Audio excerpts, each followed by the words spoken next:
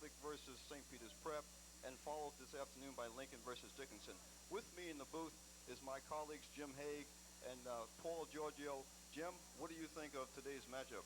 Well, it's a beginning of a new era for Hudson Catholic, led by their new head coach, John Lenzik. It should be an interesting matchup to see what they try to produce out of their team. It's a tough season. It looks like a tough season on paper for them. As for the other side of the coin, the Marauders of St. Peter's Prep seem to be restocked again. They have an excellent offensive line, a decent backfield, and a good quarterback in Anthony Guma. So it seems like it's the difference of both worlds here. One team that's not trying to build its way back up, and another strong foundation team that's just willing to reload. Well, I know, Paul, you did some interesting interviews with Rich Hansen, the head coach of the St. Peter's Prep Marauders. What kind of insight can you give us into this game? Well, I spoke to both coaches, Bruce, and first I spoke to Rich Hansen, and he's very concerned after last week's scrimmage at Hoboken. Hoboken pretty much handled the Marauders fairly easily, and he was upset with that. He had some kids out. Paul Mulcahy was out. Some of his other starters, Keith Booker, the left offensive guard, was out, and two other starters were out. But he feels that he's going to get the kinks out today with his offensive game plan. He's going to run right at Hudson Catholic. He says going to force him to stop him. Okay, let's go down to the field to see what Vernon Prince and Tony Powell have to say to us. Down to the field, fellas. Welcome to Cable Point. Vernon Prince here down with Tony Powell. Tony, you know, last year both these teams met, same weather conditions. First of all, I feel like I'm the unlucky one. We're the unlucky ones standing here under all this rain. But it was a situation similar to this last year where these two teams met. It was a rainy field out at Lyndhurst, Breslin Stadium.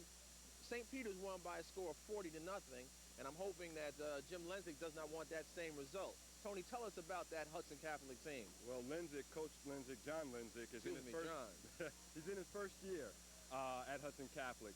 And as you mentioned, last year Hudson Catholic had a record of 1-7, beaten by Prep 40-0. Right now, you have the key players.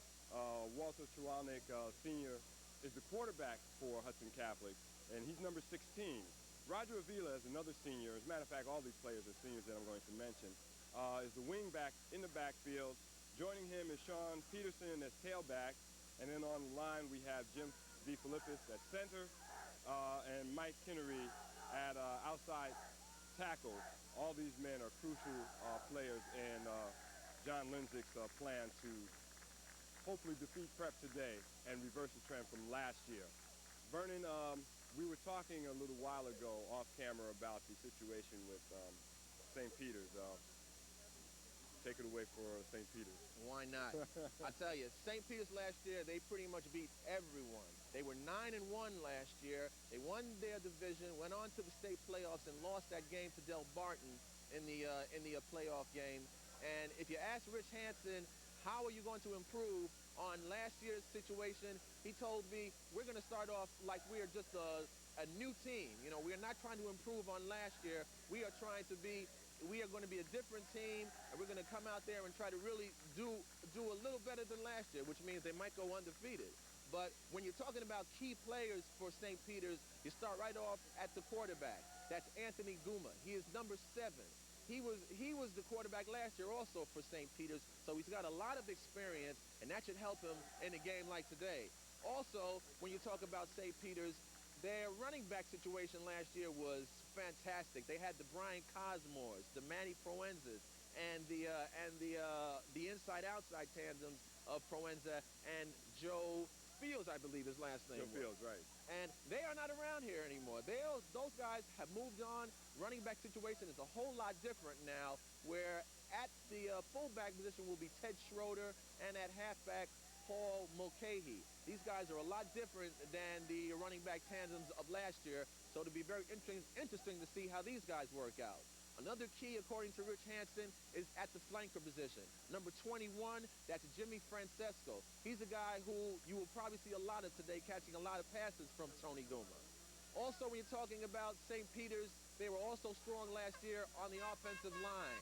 Gone are the John Formosas. They have moved on, and right now when you talk about the offensive line of St. Peter's, you're talking about Scott Prusco and Dan Granda, experienced seniors. We mentioned key players for St. Peter's.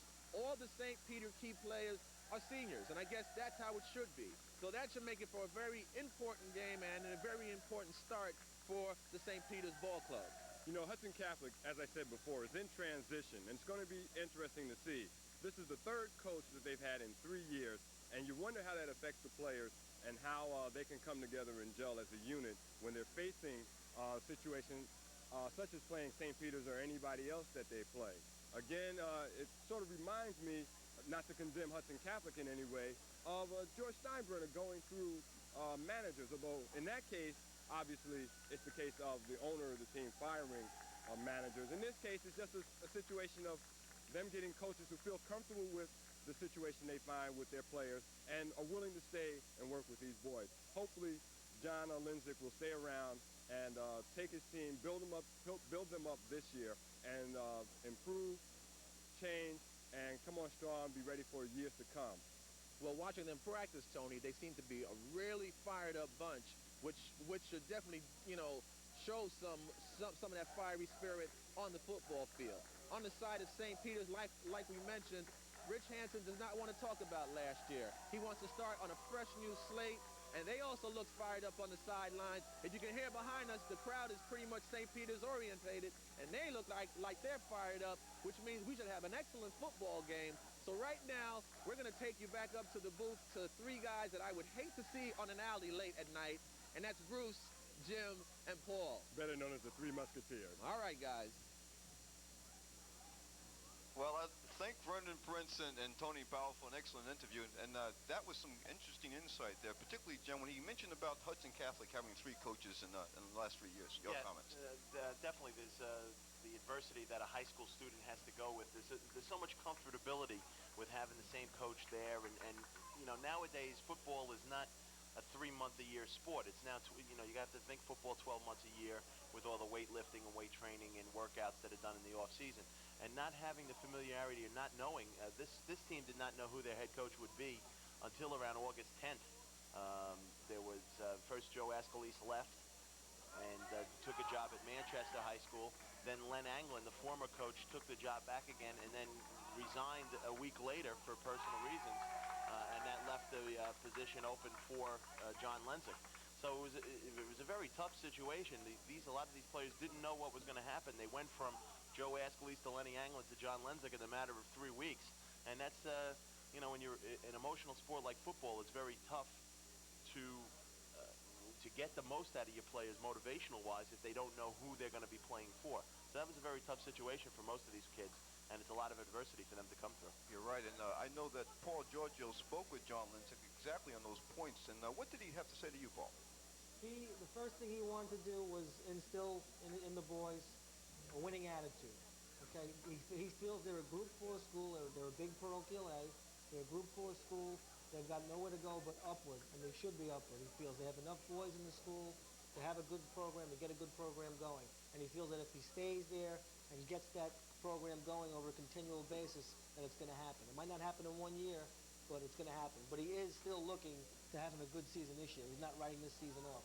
He thinks he can play with some of these teams. Now, Jim, Prep has 21 players returning from last year's squad. Who are the key players that we should look to for leadership in Prep?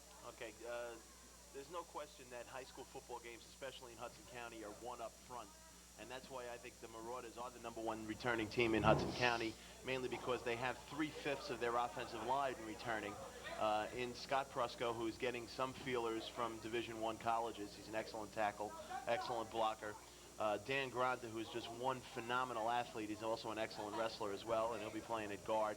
And the other guard is Keith Booker, who had to overcome some tough times earlier in this week. It was feared that Keith would not be able to play in this game because it was heard that Keith had it was diagnosed. He first was having dizzy spells, and they thought he had an inner ear infection. They then found out that Keith they found a spot on his brain. And there was some tough moments there that they thought that might be a very serious situation. It turned out it was not. Keith's got a clearance from his doctor to play in the game today. And it was some very emotional, tough times for the Marauders, because Keith is such an emotional leader to this team. If you get to see him in pregame workouts, he's the one that's trying to fire everybody up, lead the cheers, lead the chants. So. You know, that's a lot similar to the kid who was playing first base for the baseball team, too. Right, Jeff Cachel, who is now graduated onto Rutgers University. But but that's the strength of the Marauders, is up front. They have 3 returning seniors, 3 people that Prusko is a 3-year starter, Braganda's a 3-year starter, so they have a lot of experience up front, and they all work well together.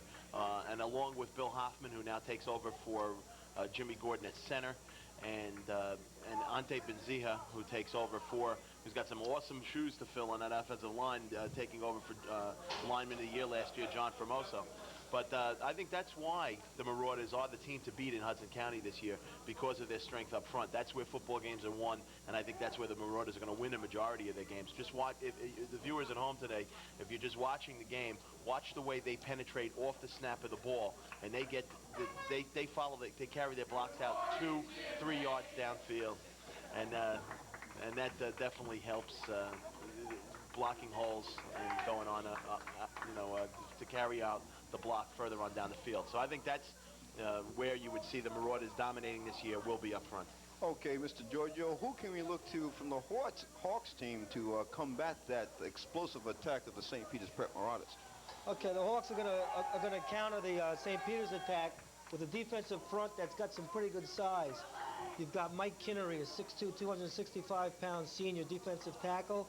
They've got Sam Ferrari, a 6'3", 250-pound tackle.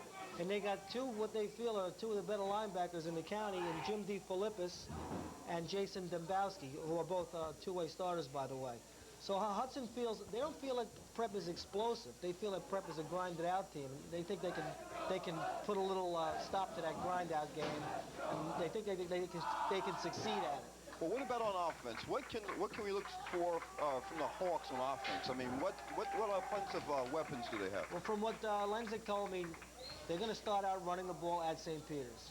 They're going to try and establish the ground game. They want to get their fullback, that's Jason Dembowski, going. If they feel if they can get him going, they'll be in the ball game. If he can't get his fullback going, he's not afraid to go to the air with Walter Chewanek. He's also got a decent tailback in Sean Peterson. Rich Hanson's very concerned about Sean Peterson, thinks he's a very good athlete. So I think Hudson, if they get stopped, they're not going to stay on the ground. They'll look to throw if they do get stopped early. Now, Peterson's a transfer from St. Joseph's, correct? Okay. Now, Jim, in terms of the offensive attack, I know Tony Goomer's at quarterback.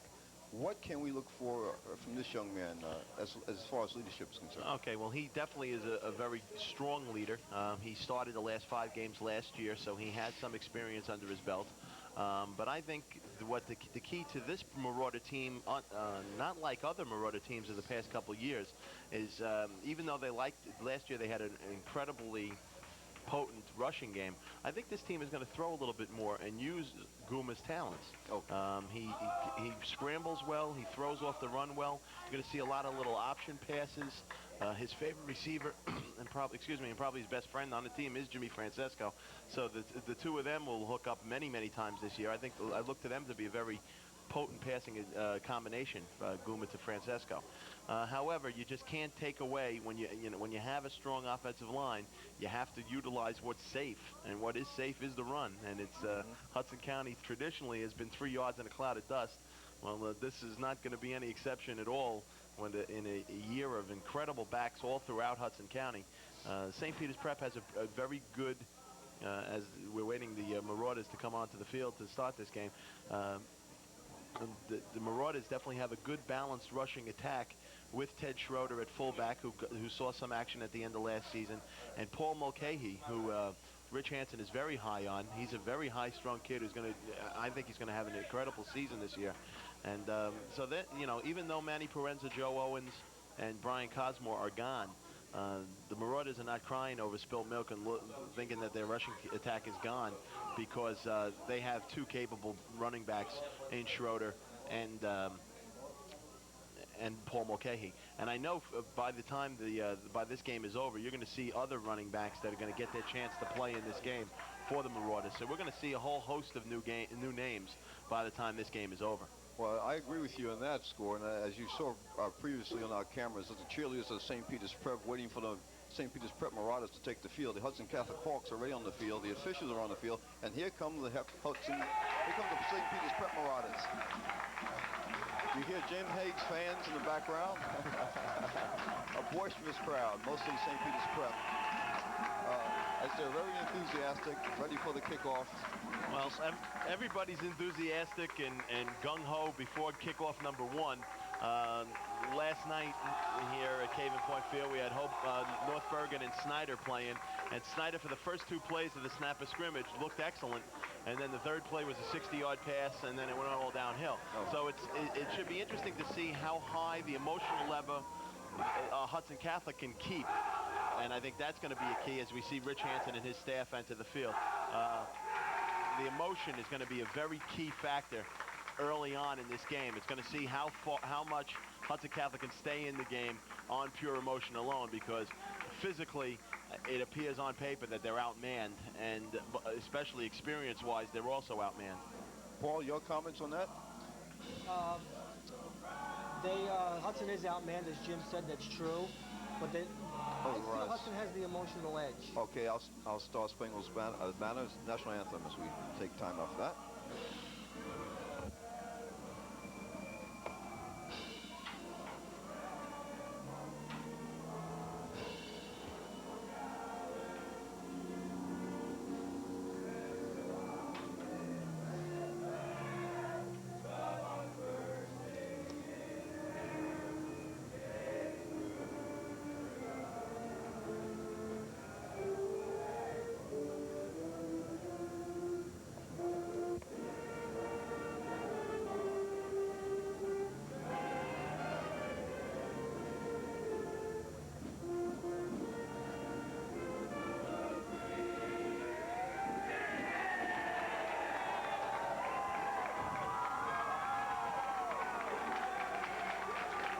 The national anthem over with. You hear the enthusiasm of the crowd, and of course, I don't know, Jim, but St. Peter's Prep fans, they need to learn how to sing better.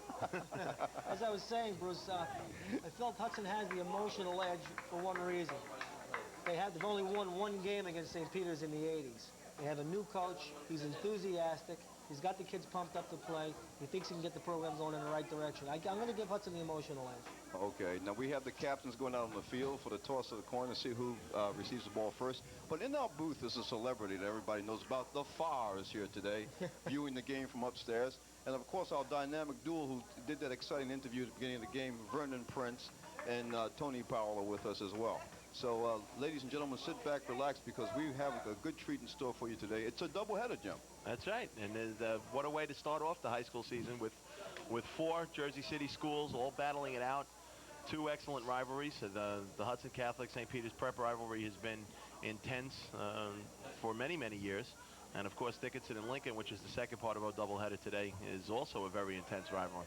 And some talented players to watch on all sides, and it should be a very good, if we say real quickly right now, I think it should be an excellent high school football season, considering especially at one position.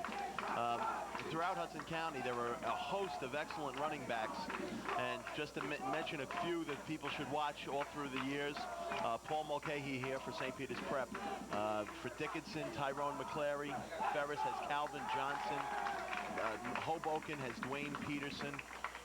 Marist has Adonis Blue, and North Bergen has Vito Caperso. As you see that Hudson Catholic has won the toss, they will receive the ball, and St. Peter's Prep will kick off. So the game is about to begin, and again, last night's scores are North Bergen defeated Snyder 46-0, and Hoboken defeated a strong Jamesburg team, 31-16. So Hoboken and the two of the favorites in the county are off and running. That's it. And they start off in week 0 with a big win, and that's the way you want to. You don't want to have any slip-ups, especially against teams that you're supposed to defeat. That's correct. Now, of course, now you see the huddles. St. Peter's Prep will get out there, kick the ball. Who's going to kick off for St. Peter's Prep? Tony Guma.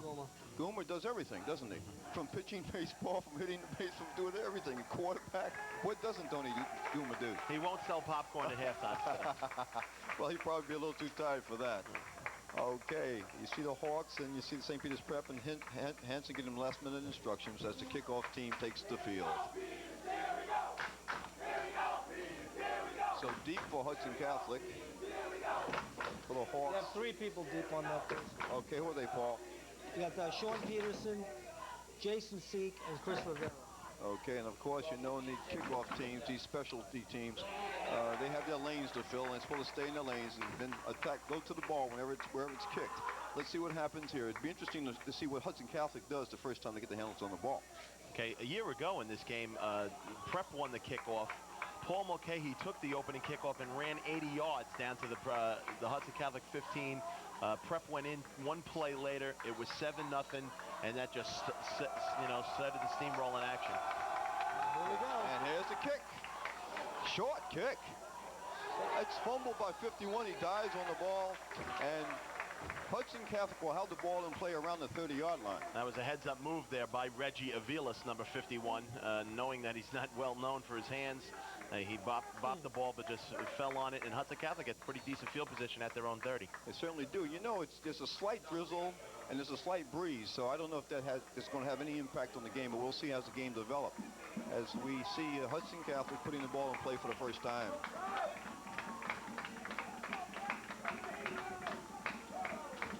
Handoff. And he stopped at the line of scrimmage. Oh, who was that carrying the ball, Paul? And he was stopped cold. Yeah, Prep was in they're monitoring to the power side against Hudson on that. Hudson ran right into the power side. All right, that was Sean Peterson running the ball. He got no gain on that play, and the tackle was made by Scott Prusco. And you know, he was a swarm of tacklers there. Prusco really exploded off the ball there, and you're going to see a lot of that. He's was a first-team All-County defensive player last year.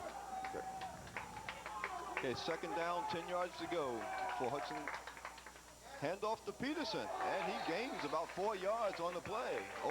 Looks like over the right guard.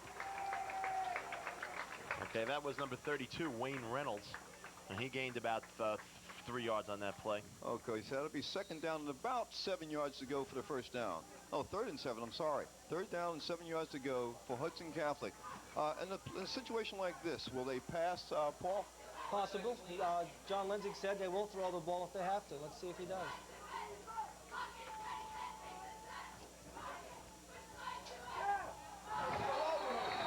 That was a poorly designed play. It looks like he just threw the ball behind the receiver, and of course they will be forced to punt now. So Prep might get the ball in good field position. Well, Chwanek didn't have any time at all to get back into the pocket. He was looking for his tight end there to come across the middle, but the play was slow in developing.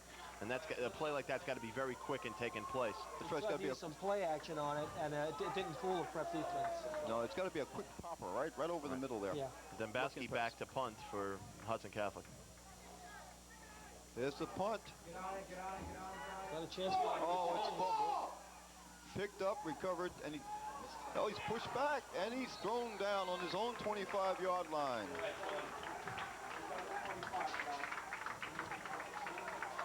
One thing that St. Peter's hasn't done in the last few years is return a punt.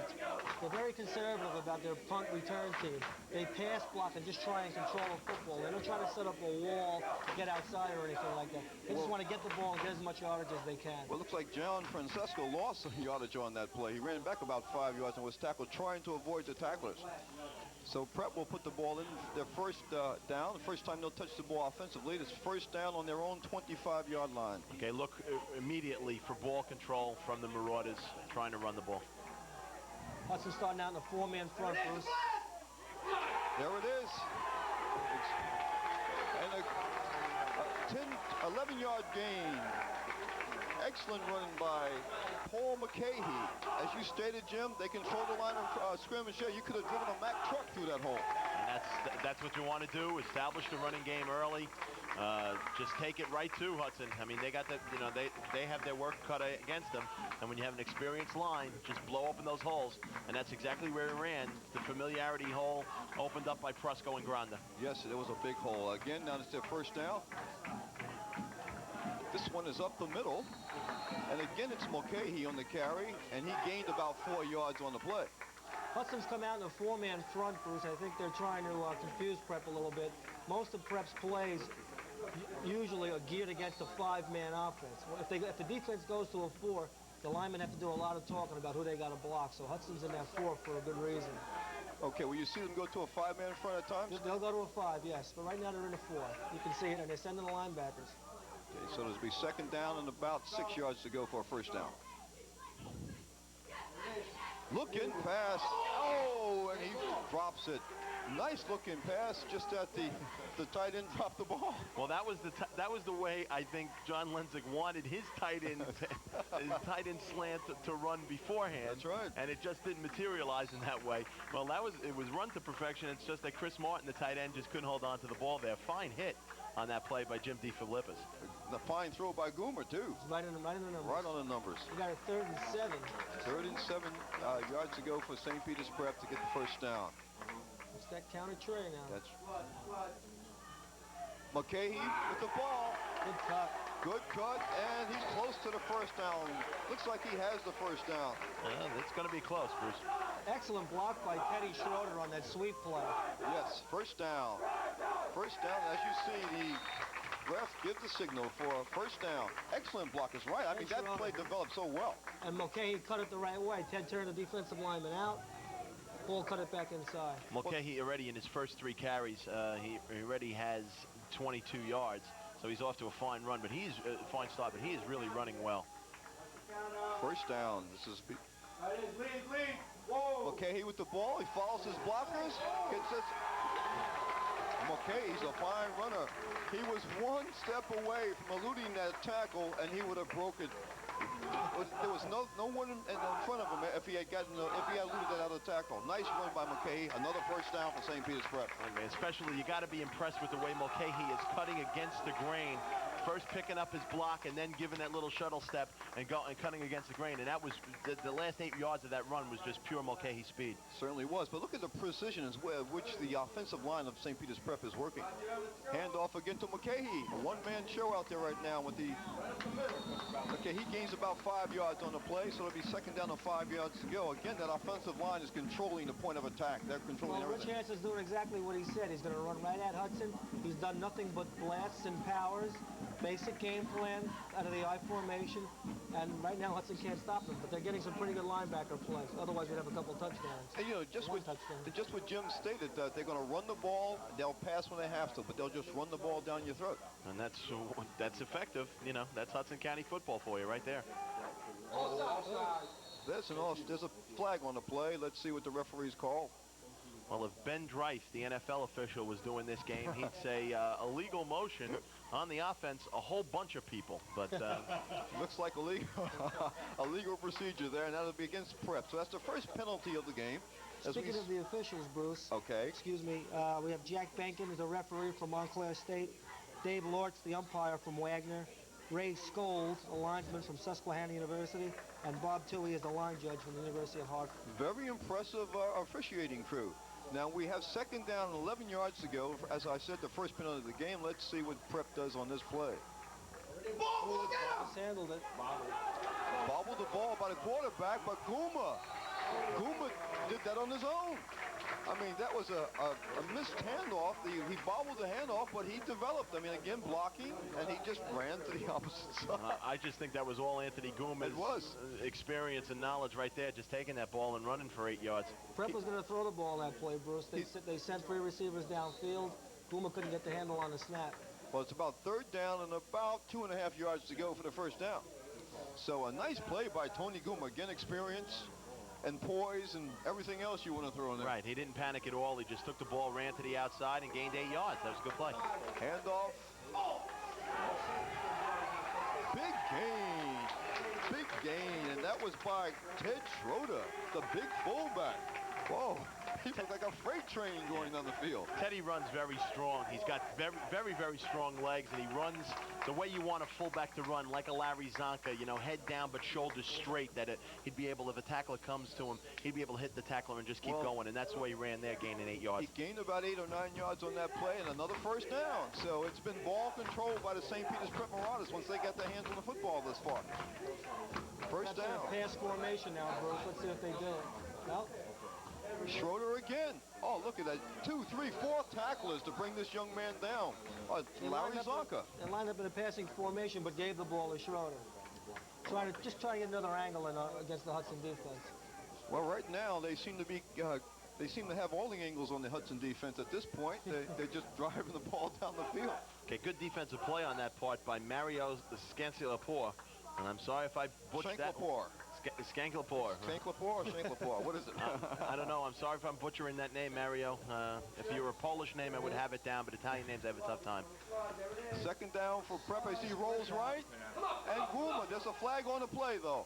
And that's I think there was some procedure. And there was also, I think, a fumble on the play. There's a fumble on the play. And there was. And it was recovered by the Hudson Catholic Hawk. Let's see what the flag is all about. The flag is going to be holding, Bruce. Okay. So it's going to be Hudson Catholic football. All right, Jim, if that's the case and Hudson recovers, and that's got to be an emotional lift for the Hudson Catholic Hawks to stop that drive.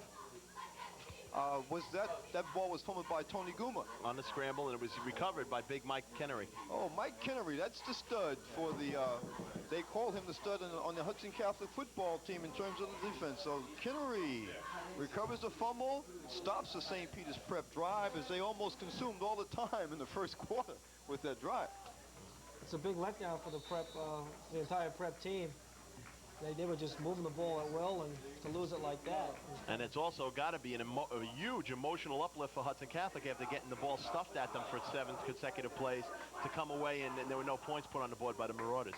Well, let's see what they do. About first down and 10 on the 10-yard line, I believe that's where the ball is. He goes back to pass, and he is sacked. That is a sack by the St. Peter's Prep defense, and that's number 11 on the sack, and that is Brian McMullen, who comes in from the left side of the Hudson Catholic line, but the right side of St. Peter's defensive scheme, and he tackles the quarterback for a loss. And they have that ball back going around the 6-yard line. Right. Hudson again tried some play action on that. It didn't fool Brian McMullen. It was in the quarterback's face right away. Exactly, and everybody else seemed to have the men covered, so therefore it's good play by Hudson, St. Peter's Prep Marauders defense. Second down and a long back is stopped on the play. And that was an excellent play by number 34, Kenny Ferrante, from his linebacker position. He read that very well. He certainly did, and Sean Peterson was stopped practically in his tracks. So now you've got a third down and about 13 or 14 yards to go for a first down. That ball is on the Hudson Catholic 8-yard line. Had Peterson cut outside on that, he might have had some yardage. He cut it back in, and that's where the fill was. Well, what happened there was somebody waiting for him outside, I believe. And no, he had some room. You think so? Okay. Not for a touchdown, but he had 5 okay, now this is definitely you think this is probably a passing down for Hawks, but I think I'd run the ball in this situation. He throws out, back, and Peterson is stopped. Didn't fool anybody. Yeah, that was a pitch back lateral. Peterson was looking to throw the ball. It just didn't have a receiver, and then he tucked it back upfield and held on to it in a smart move.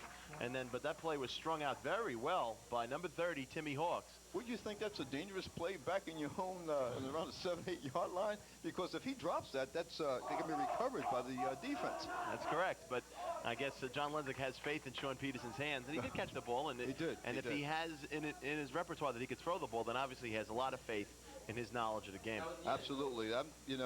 So Dombrowski is back to punt. Oh, bad snap. And he gets it off.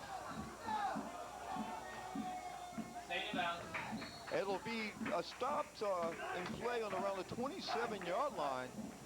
Bad snap from center. Good presence of mind by Dombrowski, though, to kick the ball out and not try to run it, because he would have been in big trouble. And he was under a lot of pressure, too. Scott Presco, number 75, was bearing down on him, and it looked like safety written all over it. But Dombrowski had enough poise and confidence in his ability to just get that ball out of there. And that was something Lenzik was talking about during the week. He was a little concerned about his special team play.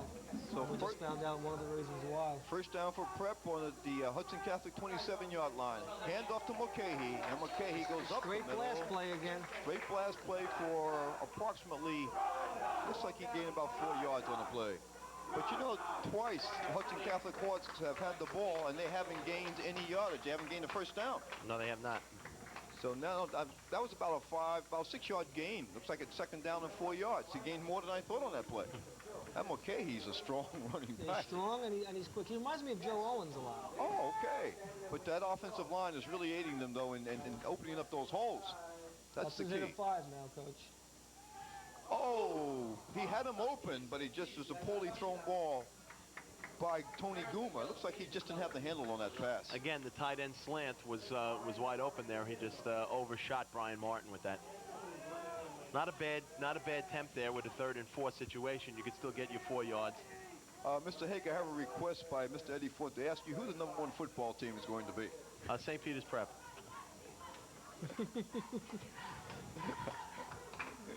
Okay, here we go. It'll be 3rd down Prep and staying in that eye. about a 5 yards for a first down. Here's the sweep. Mulcahy and Hudson Catholic does a nice job. A nice job against that slant. So we Jim have DeFilippis made an excellent play. He's an excellent football player. Oh, he's very experienced. This is his 3rd year starting. He's very strong, and he read that play right to the hilt. Stopped Mulcahy short of the first down.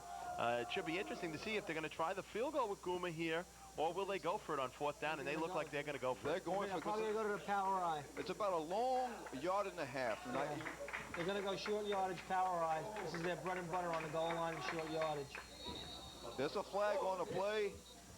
Hold we everything. We either have offside on the defense or we have a delay of the game, but I don't think it can be the delay of game. No, and again, in terms of how many minutes we have left in the quarter, it's hard to tell at this particular time. We have offside lined up in the neutral zone by the Marauders. That's a very costly penalty. So that changes everything. Do you think they'll go for it on the 4th down, or would they try the field goal? No, I still think they're in 4-down territory. Okay. Okay, Jim. Where's the ball, Jim, exactly? It's about the ball's the 20. on the 23-yard line. So that's the 40-yard field goal. Isn't it? Yeah, that's a long field goal. It's You're right. early, Yeah. But Guma has that type of leg. He kicked a 33-yard field goal in the game against North Bergen last year in the county championship game. So he could nail this field goal. Yeah, but I you're still right. think they're going to go for it. You're right, Jim. They're going for it, and I guess they've got get 2 receivers in the back. Goes left. Pass is complete to Mulcahy. First down. Nice developed play. There's a flood left. They had 2 receivers, but the back came out of the backfield and received the pass. That was Mulcahy. Prep's putting 3 receivers to one side, and they're just sprinting out that way. They're running a 3-man route, and Hudson's not adjusting to it properly. They're not getting that end to drop off to help in the coverage in the flat. Well, I Okay, think we also have a flag down on the play, what's the flag for? and it's a personal foul against the Marauders. I don't know what that could have been. Was that after the play? Yeah, it was definitely after the play. So then they'll mark it off. It's interesting to see how Hudson is not adjusting, as you indicated. And I remember John Lindsay in practice indicating that should they do this, this is an adjustment you would have to make. But they're not making those adjustments. And that play, he was just 1 block away from going into the end zone. Okay, it could be. I don't know who that penalty was against, but it could be that it was against Mulcahy himself, the runner. So you got a personal foul. He is a very high-strung player, and I know Coach Rich Hansen wants Paul to, I guess, calm himself down a little bit while he's playing. And it could have been that he might have engaged in a little extracurricular activity after the play. Very well put, Jim. I mean, you phrased that very nicely. Sure, a little friendly get-together, like, hi, how you doing? I'm Paul Mulcahy. Here's my elbow. Again, I could have been that. He gave him his calling card. As Guma rolls right on a first down situation, again to Mulcahy. Mulcahy is tackled in the flat by Sean Peterson. Okay, Bruce, here's what's happening. That's on the 15-yard line. I think what's happening is Hudson is monstering to the tight end side. They're putting the extra defensive back on the tight end side. Preps comes out with a trips to the other side. There's only 2 defensive backs on that side. There's a corner and there's a safety down in the middle. If that end doesn't drop off to cover the flat, that's why the play's working. Okay, so Prep in a sense is overloading to one They're side. just out-manning them to one side right now. So it's 2nd down. Looks like there's a mishand up there. Now fumble again. Fumble again, and this time Jim DeFilippis comes up with it. And that again, that's between the center and the quarterback. It seemed like it just a miss. He just lost the ball. I don't know what it is. Could it be slippery? We had a little drizzle. I don't know if the ball's slippery or if the field's slippery. But again, that's the second fumble recovery. And it's also the second fumble recovery inside the 20. So this is gonna, it's gonna turn Rich Hanson's hair gray to match the color of the helmets. Yes, in a matter of minutes. And if this continues, the emotional level for the Hudson Catholic Hawks just picks up. Especially because it's keeping them in the ball game. They can't generate anything offensively, but if the Marauders aren't going to put any points on the board. Okay, first down, and again, Hudson Catholic has yet to have a first down when they've had the ball in 2 possessions. Quarterback throws a wide open in the air. Oh, almost intercepted. Great effort. But that ball was thrown very well into the hands of Roger Villas. He just dropped the ball. It was a well-thrown pass. No, it was thrown a little bit behind, I think, Roger. And Roger had to turn around, and there's always that blind spot when you look over your shoulder the wrong way. You might lose the ball. So it was a tough pass for him to handle. But those are the kind you have to catch. It was nice to see Hudson throwing first down, though. They're not afraid to go to the air. That's Walter Chawanek. He threw the ball, and that's his. Well, they're trying to get out of deep in this territory. I mean, they've been in their own territory the entire game thus far. Second down and 10 yards to go for Hudson Catholic. It's a handoff. Looks like to Peterson, and he stopped. Maybe a yard gain on the play. Again, that's swarming St. Peter's Prep defense. Again, excellent penetration off the line of off the snap for the line of scrimmage. 71, Ante Benzija, and number 73, who is Joe DeFoglio, playing the nose. Yeah. The two of them had excellent penetration off the snap then. I don't think they're going to run anything up the middle there. Looks like this is the end of the first quarter. So, into the first period, 0-0. But Prep's dominated by Prep. Prep's having a problem that they had last week. They're moving the football, but they're losing the football. Like last week against Hoboken, anytime they had something going, 1 or 2 first downs in a row, they lost the football. And the same thing's happening today. Well, but in terms of gaining yardage and controlling the line of scrimmage, they've done that quite well. What does Hudson have to do, Jim, to change this around? What do they have to do? They definitely have to try to get to the perimeter, either with the pass or with the run, and either try to mix up the plays and they just definitely have to get outside. Obviously, they know right now they're losing the battle of the line of scrimmage up front and in the middle. As you can see, the excellent crowd that's here early in the morning. We're here at the 10 a.m. start, and yet we still have a fine crowd here, including the fine contingent of Prep fans standing right directly in front of the press box there. And yes, and it's a 0-0 score at the end of the first quarter, but that 0-0 score is not indicative of how the action is going thus far. No, not at all. It's definitely been a Prep-dominated football game so far. I mean, Hudson Catholic still yet to get a first down. Prep has... They have 5 first downs already in this game. And Paul Mulcahy's had his field day running with the ball so far. And we played 12-minute quarters for you fans out there, 4 12-minute quarters. So again, as we go, we start the second quarter. It'll be third down and 10 yards to go for Hudson Catholic. Oh, there's motion. Looks like that's going to be against the offense. Looks like the end jumped. And of course, the defensive man just reacted to it. Bruce, you were asking Jim about other things that Hudson can do. John Lenzik, when he was at Union Hill, they ran a Delaware offense. Okay. You may see them go to that. It's a more difficult offense to run, but they could do it. We don't know if they're going to do it because it is the first game, but it is another wrinkle that they can use. Okay, Paul, and again, that's a lot of misdirection. Of course, you've got to be very careful with that offense if you don't have the right people there.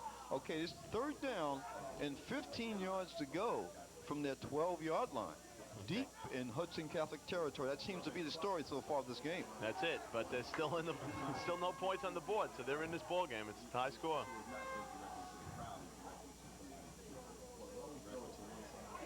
And he stopped cold. And there was a there's a fumble on the play. That was inevitable. Danny Granda made an excellent play, penetrating through the line of scrimmage, stopped Sean Peterson. He was fumbled, and the fumble was recovered by number 34, Kenny Ferrante. And that looks like it's about on the 6-yard line. So Hudson St. Peter's Prep has a golden opportunity to score for the first time in this game. I mean, they've had the ball deep in Hudson Catholic territory the entire game. Now, with about, a little less than 12 minutes ago in the second quarter, they have a chance to score now. Well, I think this is maybe this is the emotional uplift that the Marauders need, and I would look to see them to punch it in right here. Here comes the power eye, guys. This is the goal line offense. McCahey with the ball, and he stopped as they swarm over McCahey. Nothing fancy. They just line up an extra fullback in the halfback spot. They bring Jason Dello in the game. They take Jim Francesco out, and they just run it right up the gut. They'll take the 2 to 4 or the 6 hole behind both blockers. Okay, and it looks like they have the ball around the 3-yard line, and again, that was just power, pure power. Nothing fancy. Again. Notice how tight the splits are. There it is. Touchdown. Paul McCahey. Just as you call it, Paul. And I guess when you play deep in your own territory the whole game, it's just a matter of time before they wear you down. Well, I think Prep learned a lesson last year when they played Marist. They got down near about the 15-yard line. They tried to throw a screen pass, and Joe Borowski picked it off and ran it 85 yards for a touchdown. So ever since then, they've gone back to the old, well, it was the way Jerry Bellotti had done it. Get inside the 10, run the power eye, and power the ball into the end zone. Okay, and we have Tony Guma will try the point after.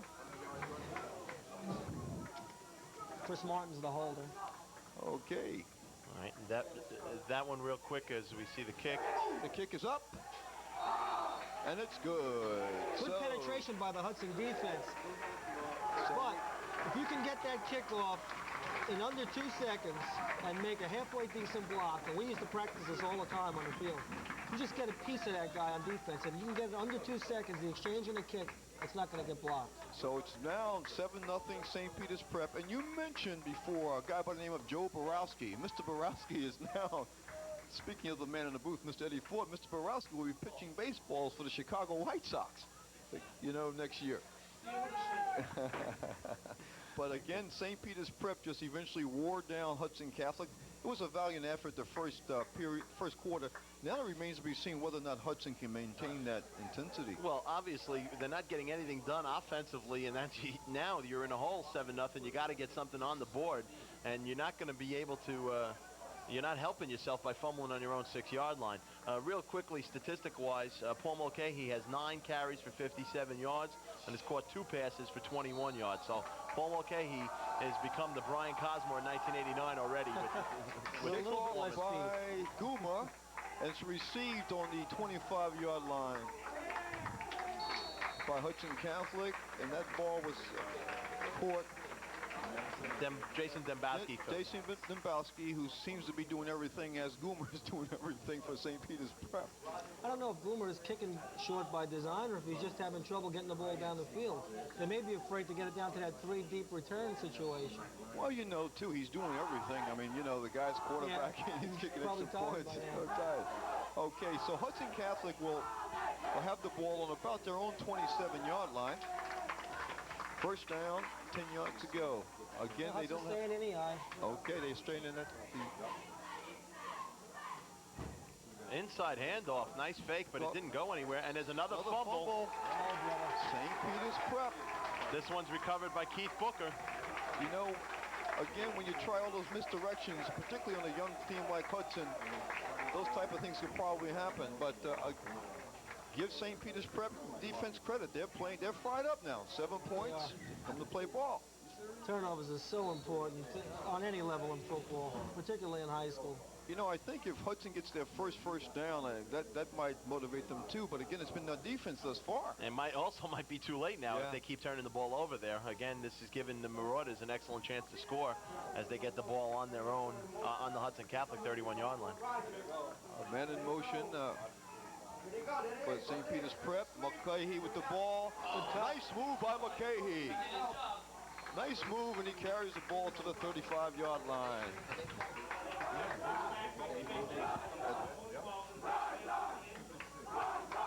McCahey did that all on his own. I mean, he eluded a tackle and just kept running. Determination. There's nothing fancy.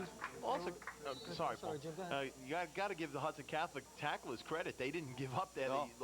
Off the line of scrimmage, they were beat off the line of scrimmage. Still, they kept their pursuit across the field, and they ran down Mulcahy. Good job by Hudson Catholic defenders that play. So second down, about 5. There's Mulcahy again. Again, 3-4 men to tackle Mulcahy. He picks up the first down, and Mulcahy must have close to 65, 70 yards. Got more than that, I think, doesn't he? Well, he now has 11 carries for 69 yards. There you go, 70. I was, 1 yard short. I've got to watch my stats here. As I was saying on that play prior, Prep just came out, put that wing back in motion. They're giving it away. They're running the sweep to that side. You know, that Delaware offense works well for them, though. They can do all kinds of things. They have a multiple offense, though. First down, 10 yards going about the... There's a flag on the play. Whoa! Flag on the play. I thought I was excitable when I was up in the booth, when I was coaching. Offside against Hudson Catholic. I was sedate compared to these guys. That's offside against Hudson, but my God. Neutral zone? They're getting ready to tear up the booth here. That was our first down. Yeah, it looks like it was a line up in the neutral zone, 5-yard penalty assessed against Hudson Catholic. So that'll be first down and about 5 yards to go for Hudson for their first down. I mean, St. Peter's Prep, excuse me, for the first down deep in Hudson Catholic territory. This one is head Schroeder with the ball. And it takes the whole Hudson Catholic defensive line to stop Schroeder. No, it actually only took one person to make the initial hit and carry it down. Again, that's number 56, Jimmy DeFilippis. And I think we're going to hear a lot about him, even though it might be a long season for Hudson Catholic, and we might not hear a lot about the team. I think individually we're going to hear a lot about Jimmy DeFilippis as this season goes along. He's an excellent linebacker, and he's going to do his best to stand out in this situation. He also plays baseball for the Hudson Catholic Hawks as well.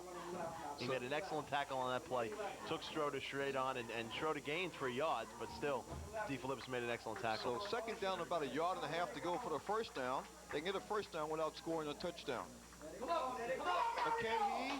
That was a great move by Mulcahy with all the, but there's a flag on the play. And I think we're going to have some sort of either a clip or an illegal block made by the Marauders. I don't know whether it's a hold, but I would think it's more of a clip when the flag comes from the side that way. When you start making moves like that, and again, just to try, the guy was trying to free Mulcahy, but Mulcahy did a job on his own by himself. I mean, this guy's incredible with his footwork. He's doing a very good job right now, but I think we're going to have a clipping penalty that's going to push the Marauders in a deep situation here. Yes, they're having a consultation with the Hudson Catholic Hawks. And that's what it is. It is clipping. Clipping, so that moves it back. Again, from a first down. Those penalties hurt so much. Here's a big one. That's a big one. It's a big penalty, but it'll be second down for St. Peter's Prep, and they still can get a first down. It's second and about 14 yards to go for a first down. But the way they've been running the football, it seems to be academic. Well, but this last series, since they've taken over in this position, they're not getting that same type of line penetration that they were getting early on in the game. So the defense, Goomer back for a pass. He throws, overthrows the. Now you know what happened. It seemed like the end stopped running this pattern. Had he kept running, he might have been open. He just stopped to look for the ball. No, that was Dominic Delafave. Okay. He may have run out of room down there, too. And that was good coverage. Was that Aviles on the safety there? Aviles. That was nice coverage. He had good position. Prep came out with the play action out of the blast, which is the right play to run because they've been running the blast all day. But Hudson defended it well. Well, this is third down from the 21-yard line for St. Peter's Prep. Third down and about 15 or 14 yards to go for a first down.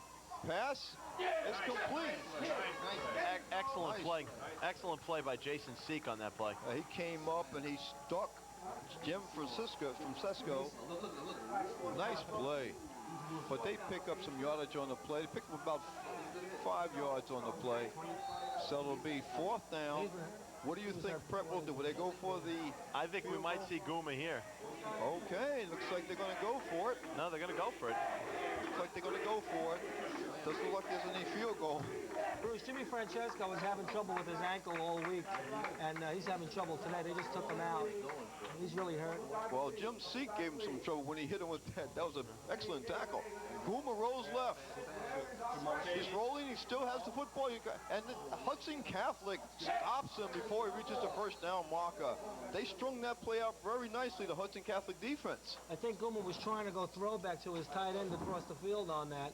Couldn't get his hips turned around well enough, though. He couldn't get the ball off. Then he saw the run and took it.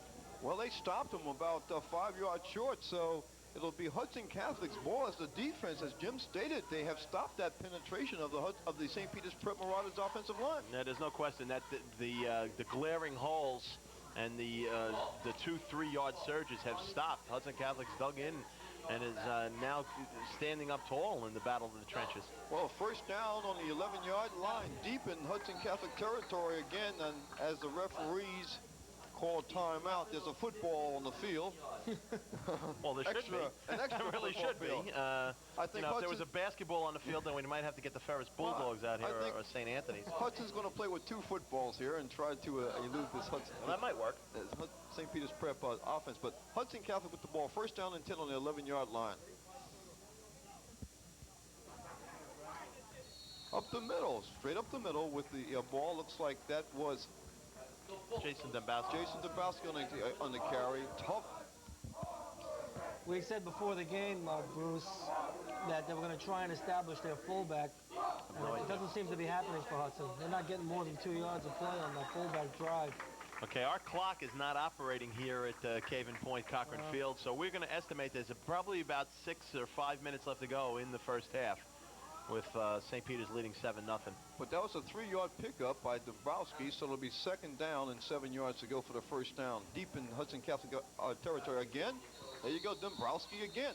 Well, Dombrowski seems to be a very sure-handed ball carrier, and I guess they don't want any fumbles in this deep in the territory. They already had one, and that was a quick inside trap that Hudson ran in on that play. What happens if the man that the hole they're running to, if that defender steps down, with the man who's pulling away from him, then the play can get stopped because now the trapping man can't kick him out. And that's what happened there on the right defensive tackle for St. Peter's. And Dan Granda, the left linebacker, made an excellent play, filled that hole in a hurry, and made an excellent tackle on that play. He's playing a very good game defensively. Third down and 6 yards to go for the Hawks. It's a ball is thrown deep downfield. I mean, that was a poorly thrown pass. I mean, there was no one there. He just threw it too quickly. Well, Claude Rains was running the fly pattern, and it just out. Judge Crater was defending. Well, now that's a 4th down play. I mean, they have to punt from deep in their own territory once again. And Mr. Dombrowski will be called on to punt. Again, looks like this will result in good field position for St. Peter's Prep. Well, Hudson definitely has the tango offense down pat right now, the 1-2-3 kick. And they're going to have to definitely generate some sort of offense if they're going to try to get into this game. Because their defense has done a good job thus far. Some motion here on the left end that wasn't called. Dombrowski, line drive, punt. Fumbled but recovered by St. Peter's Prep, it looks like. Yeah, Dominic Delafave running back to punt. Got the ball knocked out by number 54 for Hudson Catholic, and that is Anthony Zamora. Even noticeably. There's a flag. And looks like that's going to be against St. Peter's Prep in the neutral zone, it seems. I mean, it looks like Dombrowski, I'm sorry, it looks like Jim Francisco may have been the one who went over the line himself. But he's limping. I don't know what happened in the game. Well, because he is the most sure-handed receiver on this team. And even 80% of Jimmy Francesco is a lot better than 100% of some other players. He's got some great hands. Okay. First down from about the pass is thrown. Nice play. And guess who made that catch? Mr. Do-It-All, Paul Mulcahy right now. And St. Peter's sent 4 receivers downfield on that play, Bruce.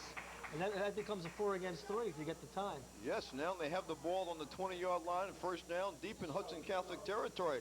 You know, St. Peter's Prep hasn't had the ball in their own territory yet this game. They've been playing the the game in Hudson Catholic's backyard. I mean, which is a bad place to play. You know how large backyards are. Well, not in Jersey, not in Jersey City. Exactly, that's my point. Okay, here is the 4-minute warning. The coaches will. You were right on the money there, I think. Yeah. Coaches are coming over to instruct the officials are coming over to the coaches to tell them that there's only 4 minutes left to go in the first half. Paul Mulcahy now has 3 receptions for 39 yards. He's been incredible this game. So he has 69 yards rushing and 39 yards receiving so far. That was a well-thrown ball by Guma, though. Excellent pass. As long as Prep can get those 4-on-3s, 3-on-2s in the secondary, they're going to take them. And if Guma puts the ball on the money, as he has been, it's going to work. They're coming in, Roger. There it is. Mulcahy again. Number 55 for Hudson was the first man to hit Mulcahy, and of course, then the other two defenders came up to bring him down. And that's a guy who sounds like something you'd have for lunch. That's Joe Cefaloni. Who made was that the first counter play that Prep has run today, where they sent one back one way, sent the other back the other way, and pulled the offside guard. Well, it was good for 5 yards. So again, there's the pop that you want. You get 5 yards of pop. In 2 plays, you've got a first down. Oh, thrown behind him. I don't know if the receiver ran the wrong pattern or what, because he was wide open. I think that was miscommunication between Guma and Francesco. Got to give a lot of credit to Jim Francesco for being out there. He is really limping. He certainly is, and that's what I'm surprised to see him. But Jim said an 80% Francesco is better than 100% someone else. Okay, here's a big third down play again. If the Marauders are going to take anything bigger than what they got right now into the locker room, they're going to have to convert on this 3rd and 6 play. Guma's back, rolls right, throws wide open. Nice throw, and a nice reception by Mr. Francesco. As Mr. Haig said, an 80% Francesco is better than 100% of anyone else. You'd have to be shot to be out of that game, and he may still go in. That's well. It's sure-handed. You know, he catches the ball, and it looks like Prep is knocking on the door for the 2nd touchdown. They have the ball on the 6-yard line of Hudson Catholic.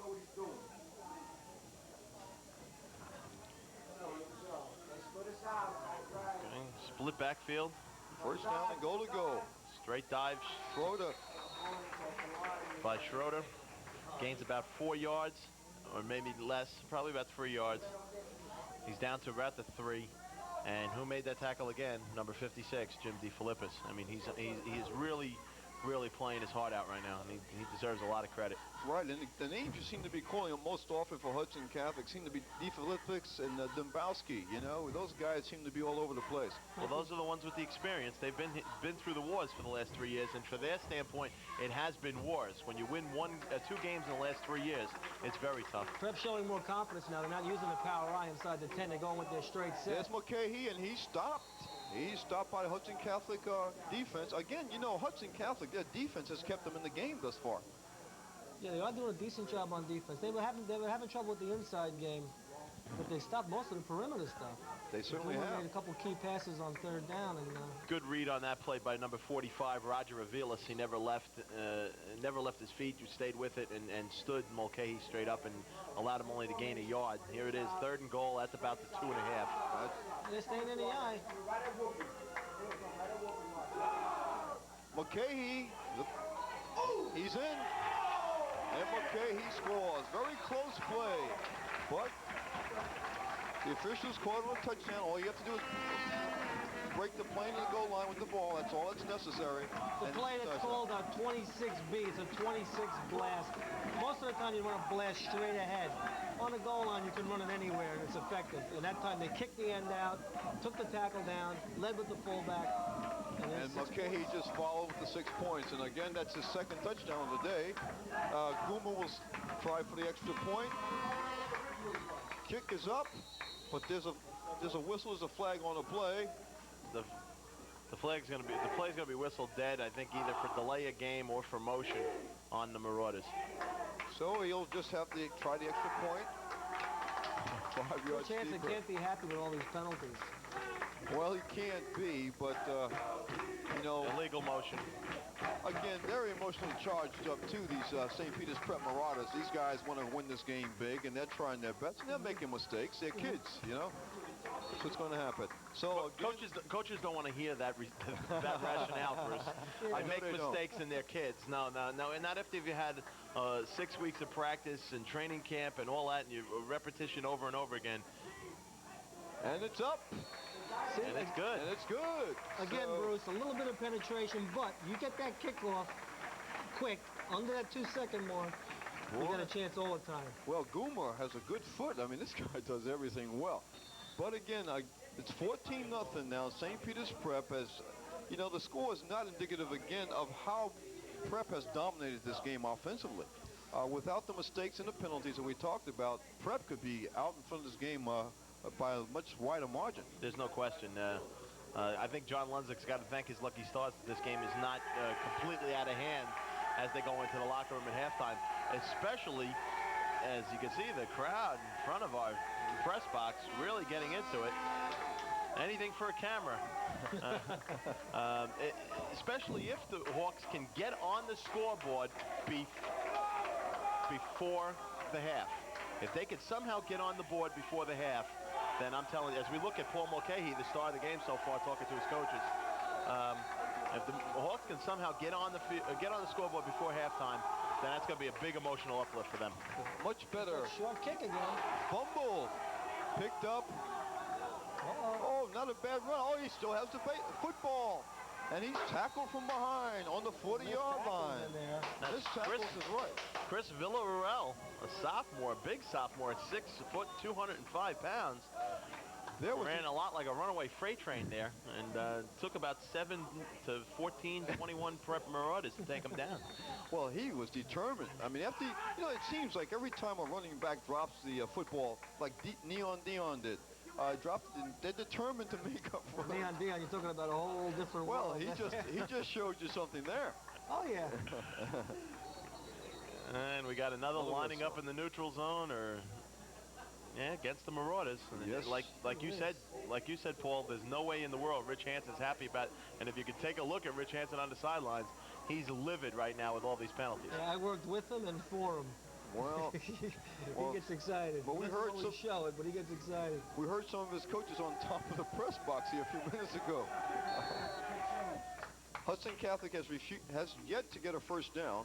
So this is first down and 5 yards to go, and there is their first down. There you go. With the aid of a 5-yard penalty and a look-in pass, they get their first down and they call their first timeout. That's a play Hudson's been trying to run throughout the first half. That X-fake to the fullback and then a quick dump. It freezes the linebackers so that they read run, and then he pops it right in the seam there. Well, that was Villarreal who came up with the pass play. He caught the ball, and so, you know, the person who fumbled the ball ran it back in good field position. You know, this is the first time they've been in Prep territory. And as you mentioned, Villarreal only a sophomore. That's right. Big, looks like he could be. Mentioned that, right? Yeah. Yes, he did. And as a sophomore, 6 foot, 205 pounds. That's some great size. Oh, that is. We have approximately, say about 2 minutes or less than 2 minutes to go in the first half. And it'll be first down and 10 yards to go for the Hudson Catholic Hawks on the 47-yard line. The first time they've been in St. Peter's Prep territory the entire game. Again, the run back by Villarreal set up the situation in the 5-yard penalty against the Marauders. Then the look-in pass.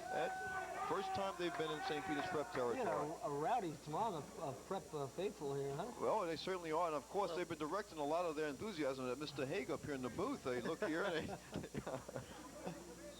I know when I was coaching, I guess you're oblivious to all that stuff. Okay.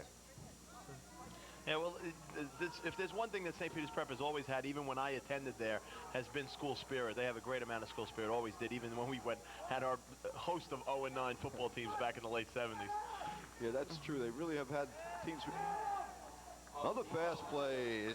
Ball went awry, so Walter Chawanek just threw the ball away. There was no one there, no one open for Hudson Catholic at all on that play.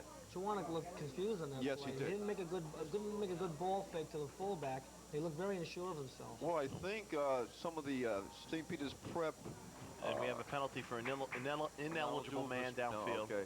Looks like St. Peter's Prep defense was starting to penetrate there. And he was looking for someone, like he was doing the T-Berry shuffle there, and then he just threw the ball in someone's Showing direction. your age now, Bruce. Well, Mine too, because I remember that.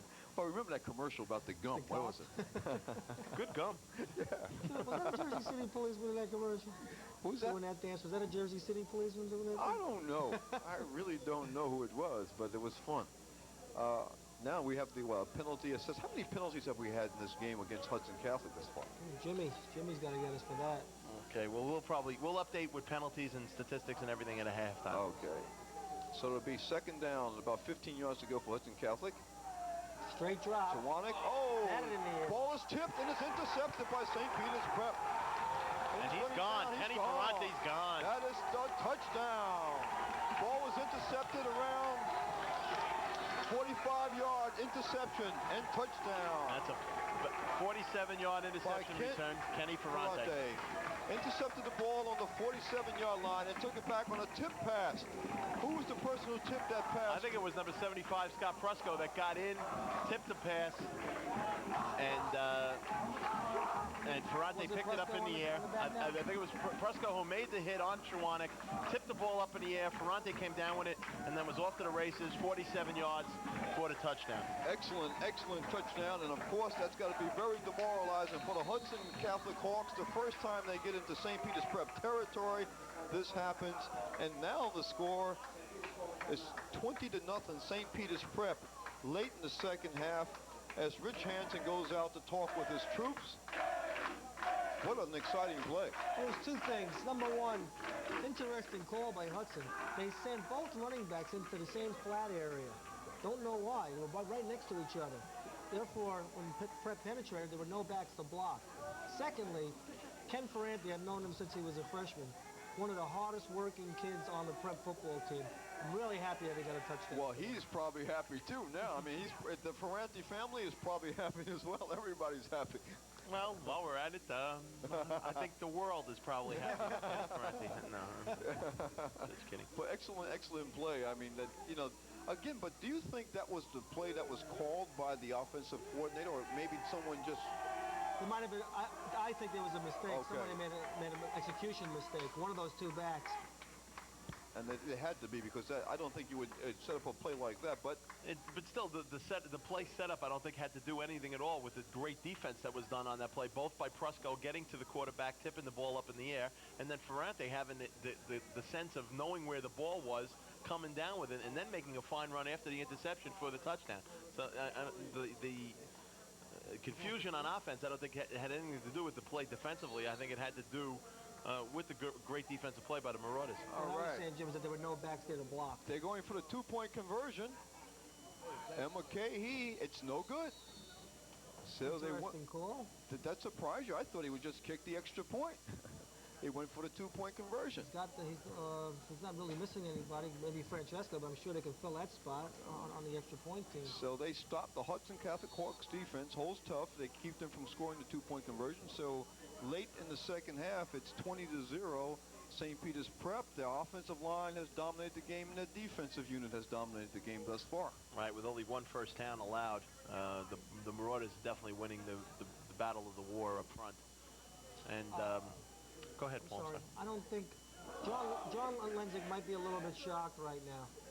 I don't think he expected this 20 nothing at the half. I think he thought he was going to be in the game a little bit better.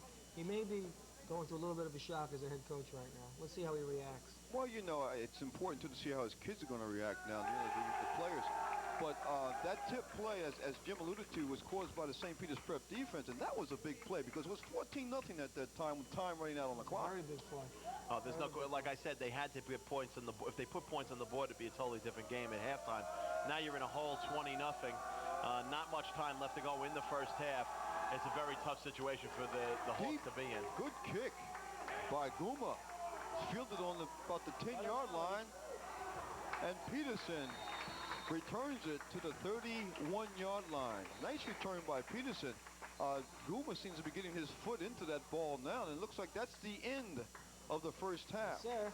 With the score, the St. Peter's Prep Marauders 20, Hudson Catholic Hawks 0. Any comments before we go down to the field? Well, if there was only that much, only that many seconds left to go in the first half when Ferrante made the interception, then that's a huge play. I didn't realize. I thought there was only, maybe about a minute and a half, 2 minutes left, but with seconds left to make that play, that's a humongous play, and that's going to be maybe an emotional backbreaker for the Hudson Catholic Hawks. Anything? I agree with Jim wholeheartedly. I remember a similar play when Prep played North Bergen back in '86, I think it was, when little Tariq Rashad, with no time left on the clock, picked the ball off in his own end zone and ran 104 yards as the clock ran out. And okay, it's the same type thing. Okay, City 3 TV will be back to you right after we pause for these commercial messages, and we'll resume on the field with interviews after these commercial breaks. Willie Wills.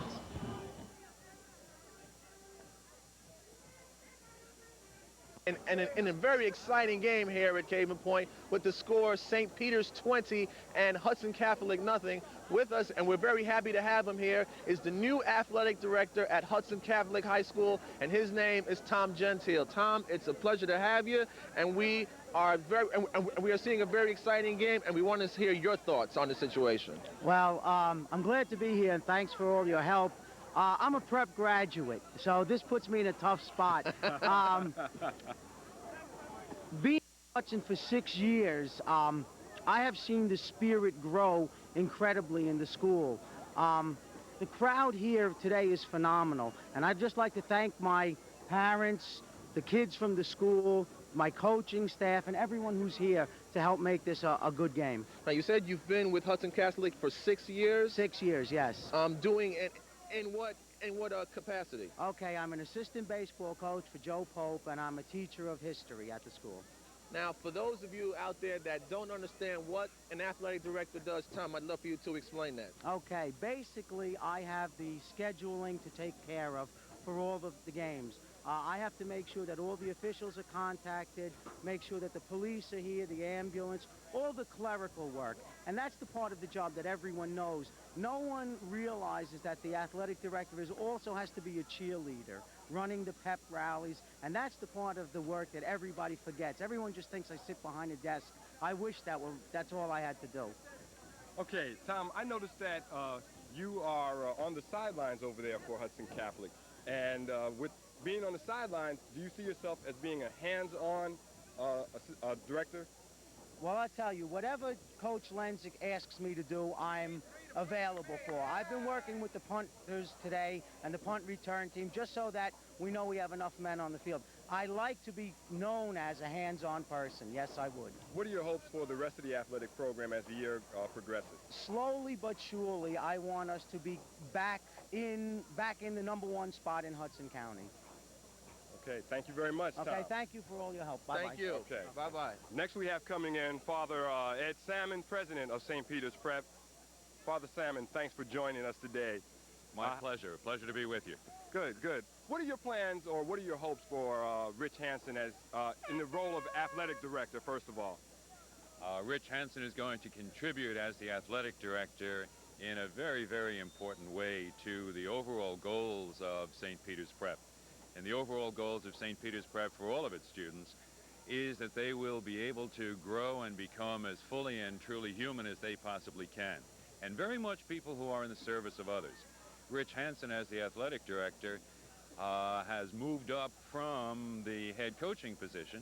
And last year's team was one that I was extraordinarily proud of because that was a team. They were a group of guys who were for one another. And that spirit came very much from Coach Hansen. And I'm sure that as the athletic director, he's going to be able to continue that and be a real good example of it because he sees himself as the director as being of service to all of the coaches and to the athletic program. And he communicates that in a tremendous way. And that's what we at St. Peter's are about. Producing men who are, first of all, truly and fully Christian and human and in the service of others. Now, obviously, we are out here for an athletic contest. Right. But for those of us that want to find out about the academic side of St. Peter's High School, please explain the type of programs and the curriculum that St. Peter's is all about. St. Peter's has basically what we call a college preparatory program. And the courses that are taken are standard for a college preparatory program. And I think that is evident because for the last 5 years, and that's just a rough figure, we don't want to go back too far, anywhere from 97 to 98 to 99% of the graduates go directly on to four-year colleges of their choice. And now what does that curriculum consist of? Certainly 4 years worth of English, mathematics, world civilization and history.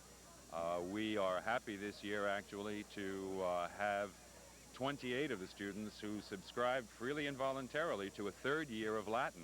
Okay, great, great. And of course I must add we also have 4 years of religious education as well. Okay.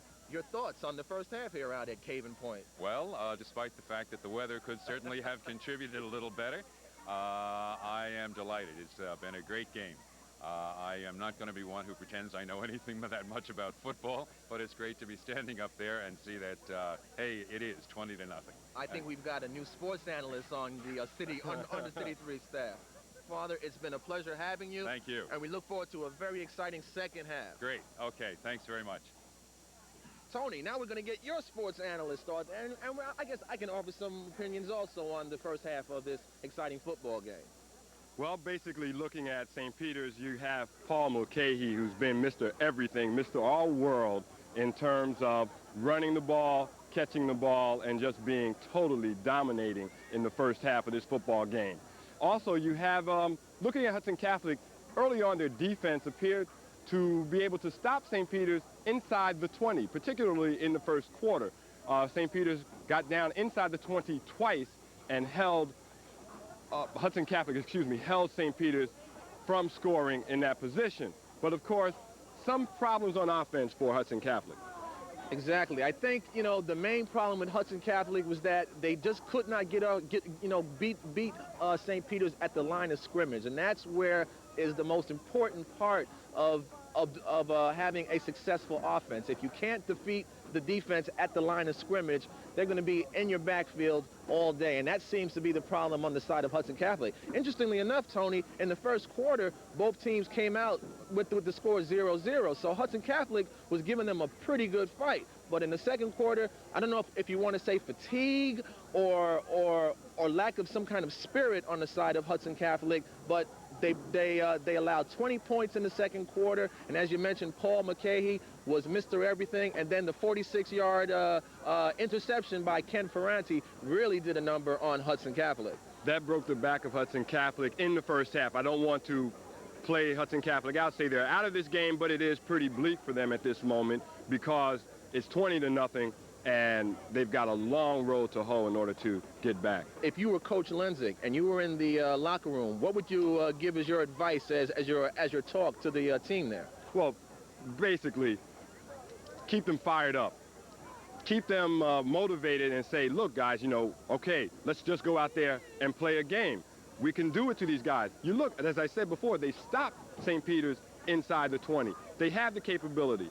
I think they do have the spirit. They came out here fired up early. Yes, they're a little down now, but I think that Coach Lenzik is going to have his squad pretty motivated coming out in the second half, and we're going to see perhaps something happen with that line. On the side of St. Peter's now, Rich Hansen has to keep his team confident that they can go on and maybe put some more points on the scoreboard. Maybe we'll see later on in the game some of the second and third string team come in and play for St. Peter's so that they can get some experience and, you know, develop into a well-oiled machine. But as of now, St. Peter's is looking very good, and as we mentioned, the score is 20-0. And we're going to go back up to the booth, I believe, to the Three Stooges of 1989. That's Bruce, Jim, and Paul. Thank you. All right, Tone and Vern, thanks again for your interviews. However, and looking at their analysis, Jim and Paul, one can look at St. Peter's Prep as being in total domination of this game in the first half. Your comments on that, Jim? Okay, well, we started off by saying that before this game began that the game would be won up front and would be won in the trenches. That's the way it started out. The Marauders were moving up and down the field at will. Then I think Hudson Catholic got some life by the two turnovers that they forced down deep in their own territory. They came away with 2 fumbles and stopped the Prep from scoring. Then the entire game switched when then Hudson Catholic turned the ball back over themselves 2 consecutive times in a row that led to 2 Marauders scores. And then, of course, the interception return right before the end of the half with 20 seconds left, which I still think will probably be the backbreaker in this game. So Hudson Catholic was hanging in there, especially throughout the first quarter. Then when they started to make mistakes deep in their own end, the one mistake when they fumbled on their own 6-yard line, and then the Marauders went in 2 plays afterwards, I think that was a killer. And then, of course, the interception return right before the end of the half was an absolute backbreaker. And now, Paul, in terms of what Coach Linzick may say to Hudson Catholic, those young men don't seem to be giving up. What would you have said to them in halftime? What would I have said? Well, I was never a head coach. I was a head freshman coach, but I've heard enough speeches. What I would have said was, boys, we're a young team. We've only got 4 starters back on offense and defense from last year. We made some mistakes. We want to get back into our game plan, or some semblance of a game plan. Non-mistake football. We want to run non-mistake football for the second half. Even if we don't come back and win, let's run some non-mistake football. Let's have something to look forward to. I'm not saying that they're giving up. They're not giving up. But this is what I would tell a team. What we want. No mistakes. Well, let's look at the stats, Jim. You have some interesting stats for the first half. Okay, we'll go right down the statistical breakdown, and as we look at it, it's definitely a Prep-dominated football game. First downs are heavily in St. Peter's favor. They have 8 first downs to only 1 for Hudson Catholic. On the rushing category, St. Peter's has run the ball 20 times for 107 yards, and that's led by Paul Mulcahy, the Mr. Do-It-All back, who has 12 rushes for 77 yards. On the other side of the coin, Hudson Catholic just can't get anything generated offensively. They only have 7 rushes for 10 yards. In the passing category, Tony Guma is 4 of 8 for 52 yards. 3 of those 4 receptions are to Paul Mulcahy, who has 3 receptions for 36 yards. So Mulcahy has generated 113 yards in total offense alone in the first half and 2 touchdowns. Hudson Catholic passing the ball, Walter Trewanick is only 1 of 4 with 1 pass intercepted for 7 yards. Penalties, which has got to be a major concern of Rich Hansen. They've had 5 penalties so far for 35 yards. Hudson Catholic's had 2 penalties for 10 yards. And turnovers, has been a sloppy played first half in the turnover category. Hudson Catholic's turned the ball over 3 times, 2 fumbles and an interception. Prep has turned the ball over twice with 2 fumbles. Okay, Jim, thanks for those stats. And as you saw there on your screen, St. Peter's Prep will receive the ball to start the second half. And, you know, when you look at that, Hudson only had one first down in the first half, and that first down was aided by a 5-yard penalty against the Marauders. And it was shortly after they got the first down that tip pass was returned for a touchdown by Ferrante. So we'll start the second half here with St. Peter's Prep leading 20-0. But knowing John Linzick, he has those kids emotionally charged up, and they will play the game. They'll give their best shot because he's that type of individual. Well, and not only that, but these kids, I mean, no matter what it is, there's a lot of pride involved when it's Hudson Catholic against St. Peter's Prep. These kids are not going to quit no matter what the final score is going to read, because there's a lot of pride involved. There's the natural competition between the 2 schools. Right. And, so even no matter what the final score is going to read, these kids are not going to quit down to the end. I just want to throw in a little personal point real quick. I just saw a very good friend of mine pass in front of the press box, Father Anthony Izzardo, SJ, from St. Peter's Prep, a teacher there. Father Izzardo just celebrated his birthday yesterday, and I'm wishing him a happy birthday on the air.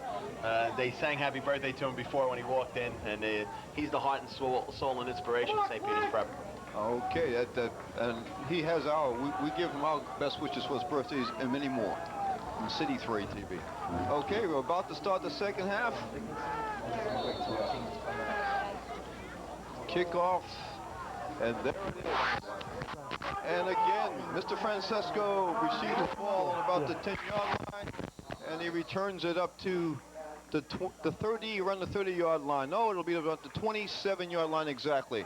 So St. Peter's Prep will put the ball in play to start the second half of the third quarter. First down on their own 28-yard line. And you know what's on special teams, Prep tries to stay conservative. Everything's straight ahead. Punt return straight ahead. Kickoff return the same thing. They try to wall the middle and just blast right through. And even though this, sorry, Paul. And even though this is the 8th time the Prep has had the ball. This is only the second time they're starting in their own territory. And there's Mr. Mulcahy again.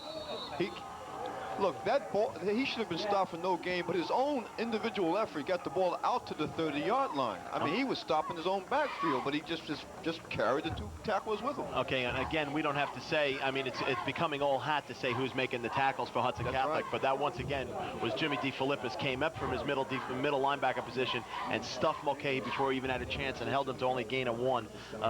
DeFilippis is having a phenomenal football game, probably the best defensive player on the field today. Second down and 8 yards to go for the Marauders.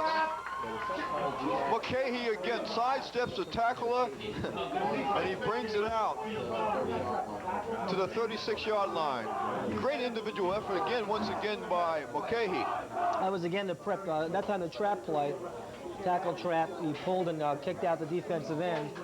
And when you have your regular ground, your straight ahead ground game going, you're forcing the defense now to overcompensate. They're not looking for that trap. Just coming across the line strong, and they're not ready for that trap block, and that's why it works. And a great sidestep move by Mulcahy to avoid a tackle again. I mean, this guy is really good at that with footwork. There's Ted Schroeder, the fullback, and it takes 2 men to drag him down. Schroeder picks up the first down. Bruce, excellent ball fake that time by Tony Guma. He made it look like he was stringing it out and going to pitch back to Paul Mulcahy when Schroeder had the ball all the time and gained some good, tough yards inside. To credit Tony Guma with a great ball fake on that play to get those yards. Jimmy, that's the option look that they put in this year. I think they learned it from Del Barton. They run that option, lead option. It's true. I think you watch it now. That's the series. They're running the option series. They're going to lead with the fullback.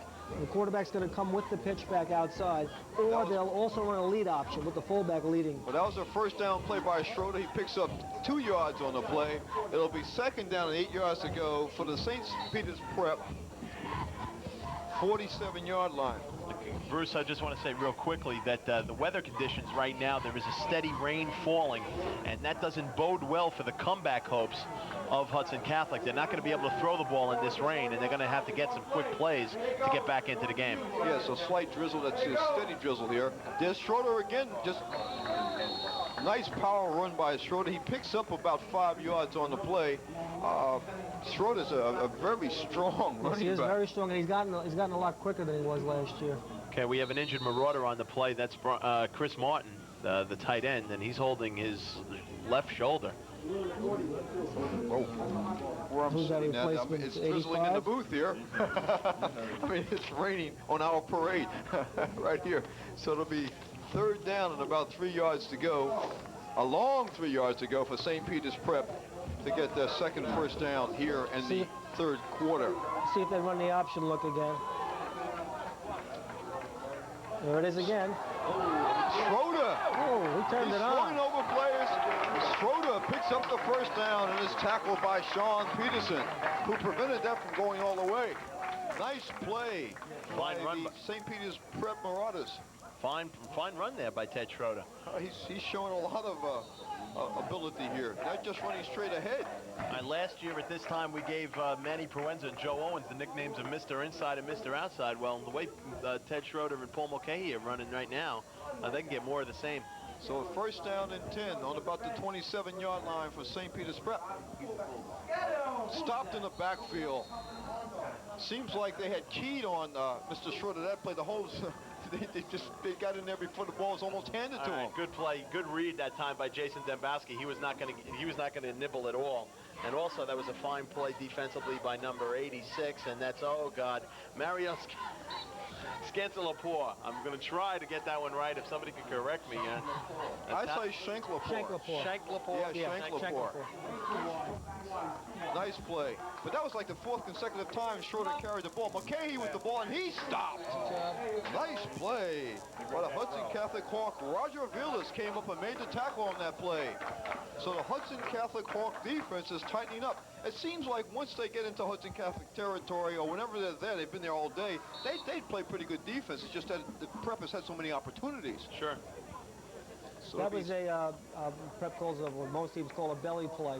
Well, they'll fake to the fullback, then give to the halfback behind them. You're trying to suck the defensive end in off the dive fake, and then hook him and then go outside him. But it didn't fool Mr. Aviles that time. Well, here's a big 3rd and 7 play here. 3rd and 7. Almost. Oh, There's the option. There's the option. Option play's going to work, and McKay, nice play.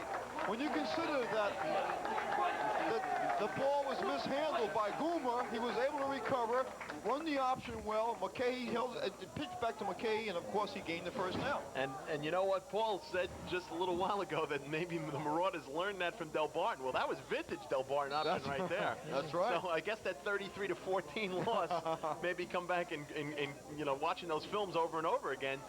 Tony Goomer ran that outside option like he was an Oklahoma wishbone quarterback. He certainly did. It was very well run. First down on the 16-yard line. They picked up about 4 yards on the play. So Prep is just starting to drive the ball downfield once again. That looks like that was Schroeder on the play carrying the ball once again. And then we've got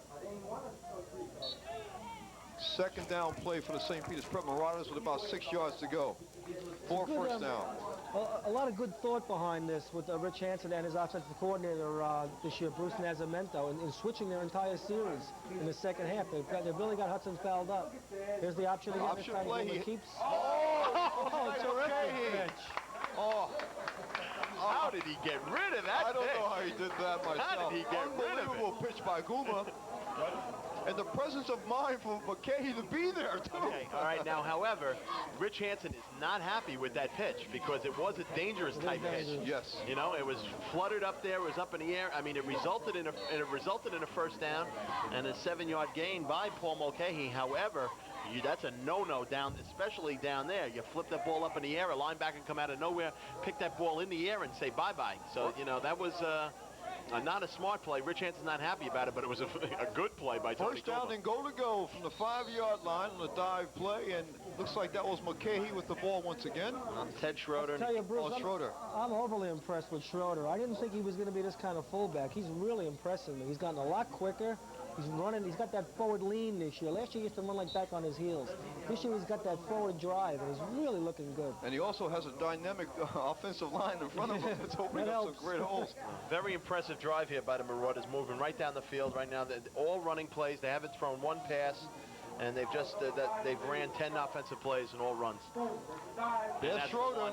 Schroeder for the touchdown. Schroeder scores the touchdown, and rightfully so. He earned it. That's the 4th time that I remember in this game that Prep used the split backfield and gave the ball to the fullback, to Schroeder. Okay. They seem to go to Schroeder out of that split formation. So that makes the score 26-0, St. Peter's Prep. And you think they'll kick the extra point this time? I think so. Because they went for the 2-point conversion at the I end still of don't the understand why they did that, but we can maybe first find half. out after the game. Yeah, Goomer's going to kick the extra point, but a series of options, running plays by Schroeder, option to McKay, and of course the Prep just moved the ball right downfield.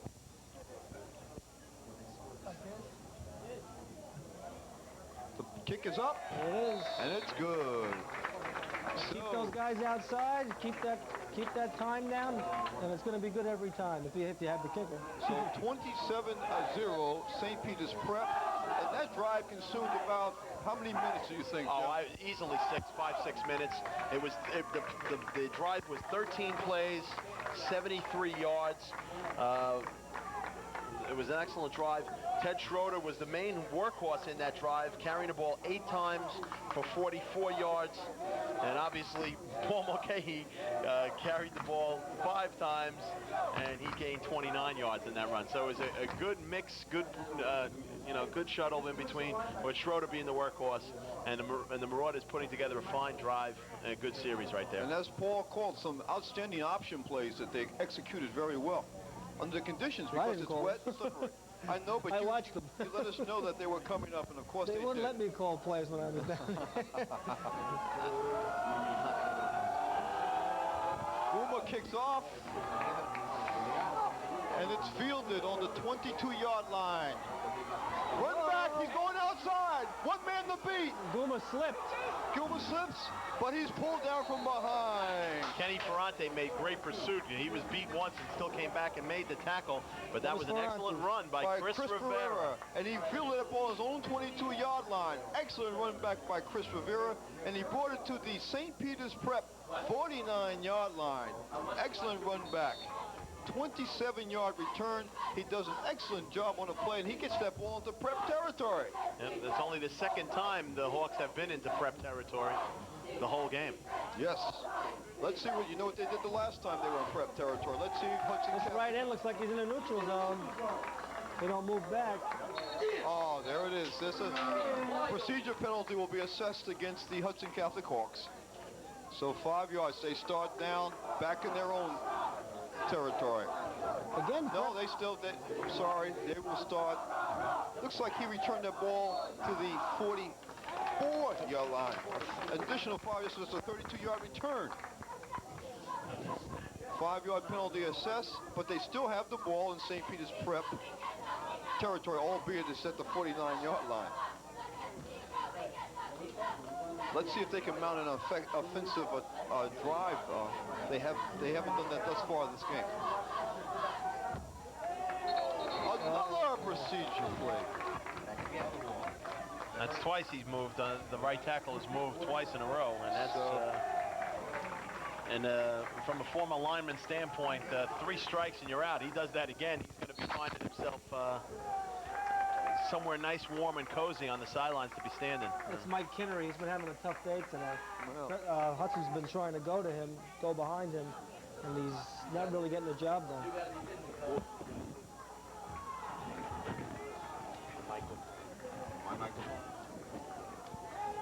There's Sean Peterson bursting it outside. Peterson with the run, and he is stopped.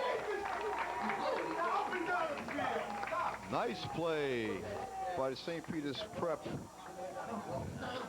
Peterson gains 10. That's the biggest gainer of the day so far. Dan Granda on the stop for St. Peter's Prep. But that's what I said before, Bruce, is that they got to try to see if they can get to the perimeter, because that's where they're going to make the big plays. It's obviously not going to be made in the center of the line. They've already proven that the quick hitters and the trap plays are not working. They got to get to the outside and try to string the Marauders out a little bit. Okay. So this will be a second down and about 12 yards to go for a first down for the Hudson Catholic Hawks. Good job there. Peterson fumbles but recovers his own penetration fumble. by the left defensive tackle. And good play there by 62. That's Bill Hoffman.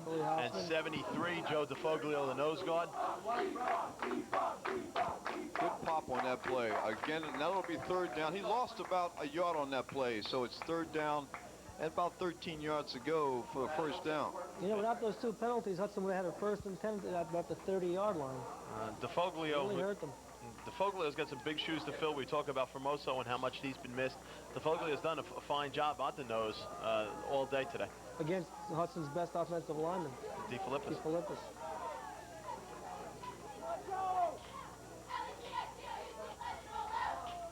Handoff straight up the middle. That was Dembowski gaining about 3.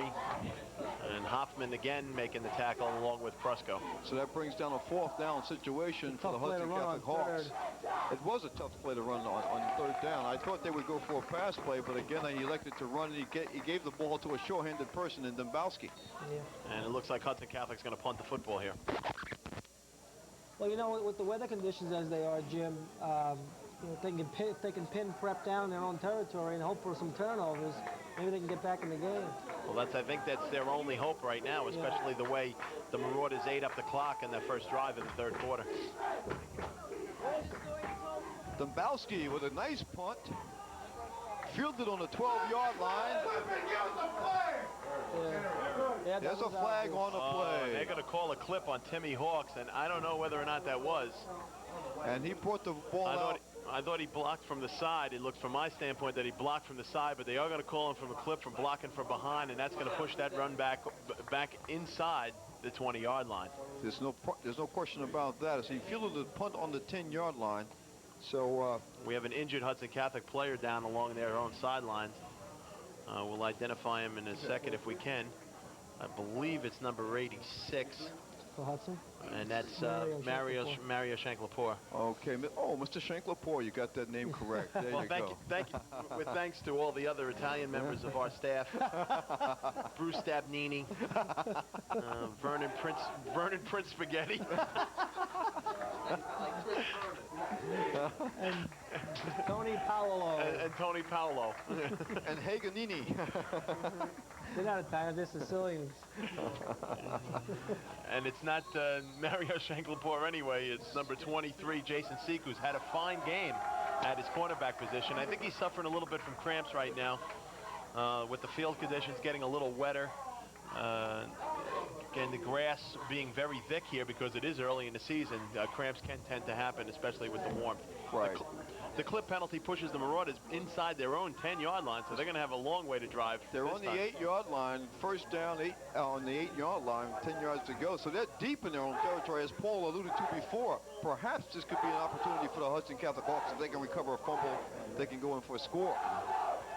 But when Prep got their hands on the ball to begin the second half, they just marched it right down the field. Well, if they can keep establishing Schroeder inside, they'll be in good shape. Okay. They have to go outside here, there could be a problem. Well, that Schroeder's been, he's shown a lot of different dimensions to his game. I mean, he can run the ball up the middle, and he even showed he can run well outside as well.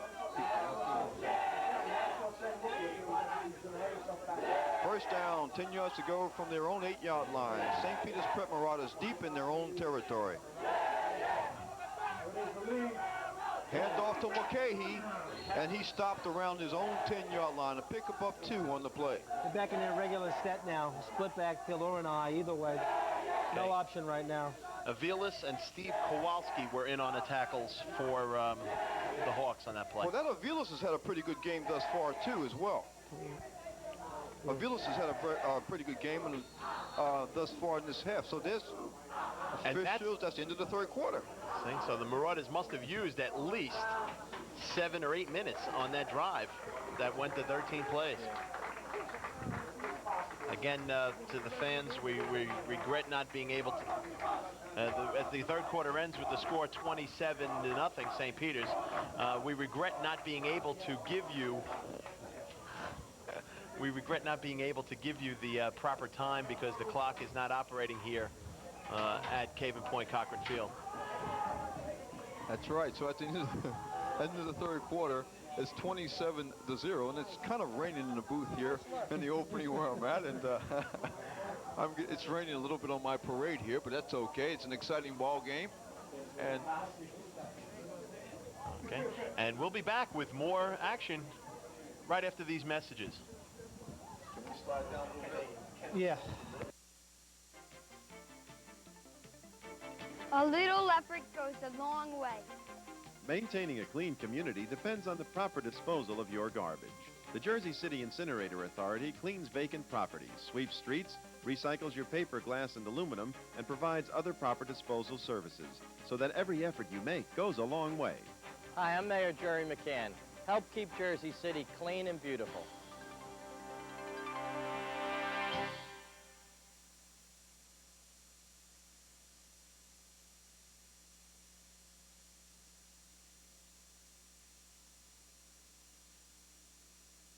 Here at Cave and Point Cochran Field, and the second down and 8 play was a off-tackle run for 6 yards by Ted Schroeder, and that'll bring up a 3rd and 2 for the Marauders. Interesting point right now to be made that the Hudson Catholic in this rivalry has not scored a point since 1984, and they're in jeopardy of being shut out again as they enter the fourth quarter trailing 27-0. That is an interesting point. A handoff to Schroeder, who's been the workhorse in the second half, and looks like he's picked up the first down. I think I think he's a little short. It depends. Well, I think we'll have to see. Perhaps just using Mulcahy as a decoy right now, putting them in motion, and they just run. Timeout on the field by the officials. We're going to have a measurement. Okay. Again, making the tackle on that play was number 56, Jim DeFilippis, who if we're going to, name offensive and defensive stars of the game, in my mind, even though he's behind 27-0, I think Jim DeFilippis deserves a lot of credit, along with Dan Gronder, who's had a fine game for St. Peter's. But Jim DeFilippis deserves a lot of credit for a great defensive performance for Hudson Catholic. Well, without DeFilippis in the game, the score would be, I think, much greater in favor of St. Peter's because he's made a lot of stops. He's been out there all over the field. I'm impressed with their secondary pursuit, too. The 4 guys in the back, Seek, Aviles, the other 2 guys' names back there, Rivera and Peterson. They made some nice plays. Aviles, particularly in the second half, has really been a contributing factor to the Hudson Catholic Hawk defense. As Schroeder's 2-yard carry was good enough for the first down, so the Marauders will keep the ball, and with that, the clock will keep moving as well. Old Eli Dabney once again scores on that play. Split backs here again. There he is, Schroeder once again. Block. There goes Schroeder. He goes outside, and he's brought down by Peterson. Excellent block outside by number 10, Dominic Delafave. I mean, that's a clinic block there. If you could run that over and over again, you show how you block downfield. You know what happened there, too, Bruce? I was watching it about Jason Seek. He got too caught up with the blocker. He got into a little battle with the blocker and didn't watch where the ball carrier was going. He might have been able to come off that block and make that play. He picked up about 12 yards on that play. Caught up with the blocker that he forgot where the running back was. 14 yards, as Mr. Haig, who's right on top of everything, corrects me. So it's first down for the St. Peter's Prep Marauders on their own 32-yard line. As again, ball control is what they're trying to have the second half. They've been successful thus far. There's a pitch back. There's Mr. Schroeder. Look at that blocking. He's stiff arms Mr. DeFilippis, but DeFilippis just grabbed and threw him to the ground once again. DeFilippis and Peterson. And as they have a few words, but just in the spirit of competition, of course. A few little pleasantries, asking each other what they're going to do after the game, who they like in the Notre Dame-Michigan game this afternoon, and how's life treating them, you know, what kind of teachers they have at school, what kind of classes they're taking. Yeah, those are the type of pleasantries that are exchanged in the middle of a football game. That was the first fullback sweep that St. Peter's ran, and Schroeder's showing better ability than I thought he was to get outside. Yeah, sideline to sideline as well as up the middle. He picked up 12 yards on that play, by the way. Here again, Bruce. There's Schroeder. Schroeder again. Another 12-yard gain for Schroeder. He brings the ball to the Hudson Catholic 44-yard line. 5 consecutive carries for Ted Schroeder on this drive.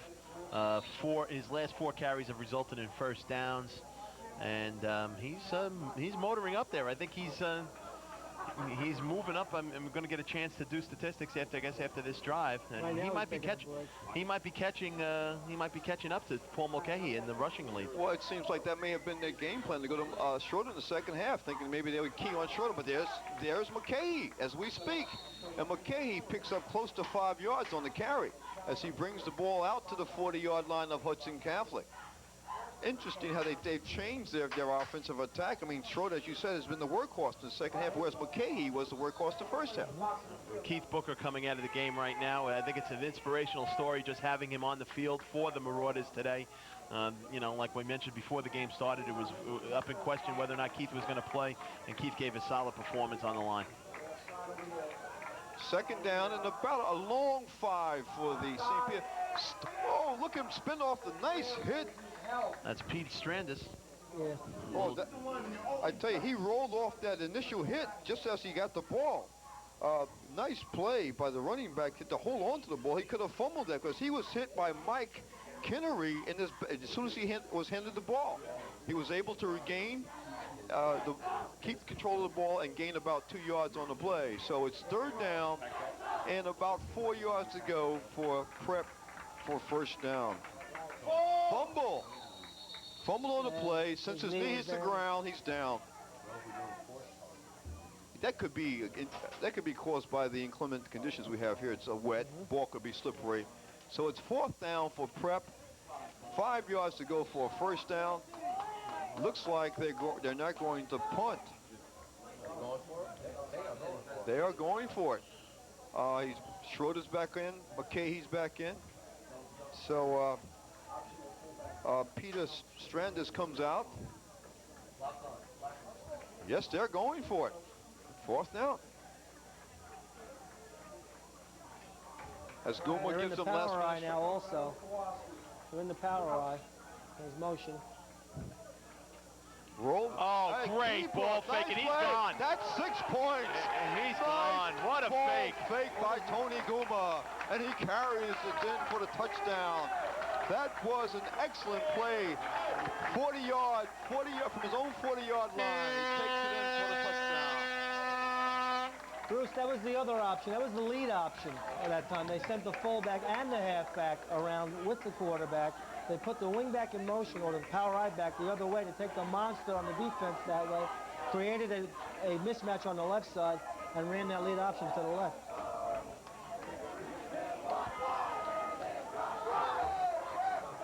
Okay, because of the rain, we've lost the usage of 2 cameras. So for the rest of this game, we're only going to be able to give you 1 camera view, and we regret that. And we hope that the 1 camera doesn't go out as well. And the kick is up, and it is no good. Wide to the right. Wide to the right. So at the end of the the fourth quarter? Middle of the fourth quarter. We have a score of 33-0 now. St. Peter's Prep in front. Again, excellent run by Guma. As you said, that was the lead option. He sure was. He led it right to the end zone. And again, what a great fake.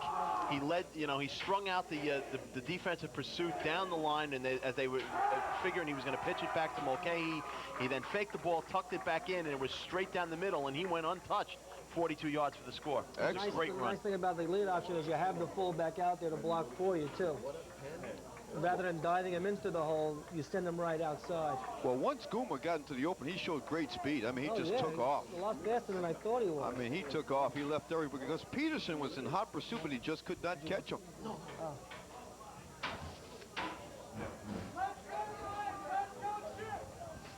And the rain is really coming down now. It's increased with intensity. It was just a slight drizzle. Now it's getting heavier as we go on in this game. Guma's not kicking off. Someone else is coming to kick for St. Peter's Prep. Short kick down to the Hudson Catholic 37-yard line. And kicking off for Prep was number 63, Mike Genovisos rather. Mike Genovisos kicked off for that, for Prep. So now Hudson Catholic will take control of the ball on their own 37-yard line. First down, 10 yards to go, and we're in the middle of the fourth quarter. Hudson's really got a problem here, Bruce. They're down 33-0. Again, there's another penalty that will be a procedure penalty against the Hudson Catholic Hawks. They're down 33-0. It's pouring rain. It's tough to throw the ball. They're really in a tremendous hole. Chris Villarreal was responsible for that penalty being assessed against the Hudson Catholic Hawks. He's played a pretty good game thus far, but that's been the problem with Hudson Catholic in the second quarter. Second half rather. They've had what, 4 illegal procedure penalties against them. I think John Lenzig's just got to try and sustain some kind of drive here, get his team spirits up again. Dembowski with the ball. He carries it out to the 41-yard line, and Hudson has a new quarterback in. Arion Vasquez. And Arion Vasquez is now the new quarterback for the Hudson Catholic Hawks. That was the play that Hudson was trying to establish early in the game, Bruce. The straight fullback dives. It worked later on here, but it's obviously a little bit too late. Okay, I interrupt real quickly. I just did statistics. We'll do it after this play. Vasquez again with the handoff to Dembowski. Dembowski fumbles, and Prep has recovered. No, they have not. Jim DeFilippis has come up with the ball. I'm telling you, kid deserves a great amount of credit for playing this game. He's really played hard, and he came up with a fumble there. Okay, real quickly. Thank you, Jim, for correcting me on that play. Real quickly, you talk about balanced offensive rushing attack. Well, how about these numbers? Ted Schroeder is now the leading rusher in the game. He has 17 carries, 107 yards. But Paul Mulcahy, not to be outdone, 19 carries, 106 yards. Wow. So that's great offensive balance right there. Third down and a long 8 yards. Handoff to Peterson, and he is swarm tackled by the St. Peter's Prep Marauders. So it'll be fourth down for the Hudson Catholic Hawks, and they will be kicking from their 42-yard line. And again, Bruce, what's has got to be a little bit disheartening to John Lindsay and the Hawks is that that Hudson Catholic has only one first down for the entire afternoon. So that's got to be a little disheartening at this point. You better believe it. And that came late in the first half. 4th down, Dombrowski back to punt. Gets off the punt. Takes a bounce. Even the ball is like a wet rock now. If you heard that, the kick, it sounded like a thud. Sound like somebody running face first into a brick wall. It certainly did, and the ball roll did on the 31-yard line of St. Peter's Prep. So they'll take over the ball in possession on their own 31-yard line. And I think it's safe to say that both Mr. Mulcahy and Mr. Schroeder are going to take the rest of the morning off. And a fine opening performance for both. Like I said again, to repeat, great balance. Schroeder, 17 carries, 107 yards. Mulcahy, 19 carries, 106 yards. You can't ask for anything better than that. No, and it's indicative of the way you called, both of you analyzed the game before we started the game, that it would go this way. And it's going pretty much the way you said it would go.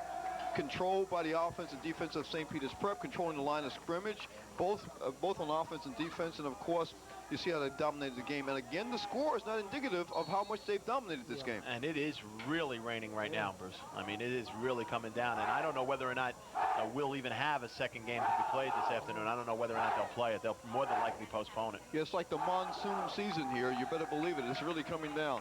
Again, ball is mishandled, but Prep recovers. Slippery ball out there. And as Jim stated, when he punted that ball before, it sounded like a dud. You know, it was like a brick out there trying to punt. Prep is in an unbalanced line on that play, Bruce, just trying to create another advantage to the right side with the split end also to that side. You know, you've got to be impressed with the performance of Prep out here. You know, the way they've played, it's just, even though with all the penalties, they've made some mistakes, but still, they've gained offensively. They've played well defensively, and I know Rich Hanson's got to be pleased with the score, maybe not with the total performance. That's correct. First of all, Richie Hanson's a very difficult person to please. Back to the straight blast, which they ran early in the game. And he picks up about 5 yards on the play, and that was a different running back. That's Pete Strandez. Pete Strandez picks up. That's his second carry of the game, I believe. He's a little guy. He must not be any more than 130 pounds. Last year, we saw him against St. Joe's. Broke a run for about 30 yards. He's got good speed. He's just very, very small. But again, it's been a spirited performance. The Hudson Catholic Hawks have not given up, which is indicative of their coach. They've played hard the entire game. Okay, at quarterback right now for the Marauders is Albie Nieves, who's got some excellent size for a quarterback. Oh, yes, he is a big... And he's only a sophomore. And Rich Hanson is very high on Albie, but since he's got Tony Goom already there, he's not going to see some much playing time. But he's very high on Albie. He's got some great size, and he's only going to grow. He's only 15 years old, so he's got some size and some excellent potential. And the rain continues now to fall even heavier. But there's a pickup of 2 yards on that play. Brings up a 4th down and a long 2 for St. Peter's Prep on their own 39-yard line, and they're going for it. Handoff to Strandez. There's a fumble. And the Hudson Catholic has recovered the fumble. And do we need to say who's come up with the football? Number 56. Isn't it ironic that he wears the same number as Lawrence Taylor? Number 56, Mr. Jim DeFilippis. There's very little time left. I would say that's about, if there's more than 2 minutes left. Have they given a 4 minute? I haven't seen that yet. They may have. There's a timeout called by St. Peter's Prep as Rich Hanson signals the defense to call a timeout, and they do. Okay, Rich Hanson, who usually has a tradition of getting wet from the Gatorade washing.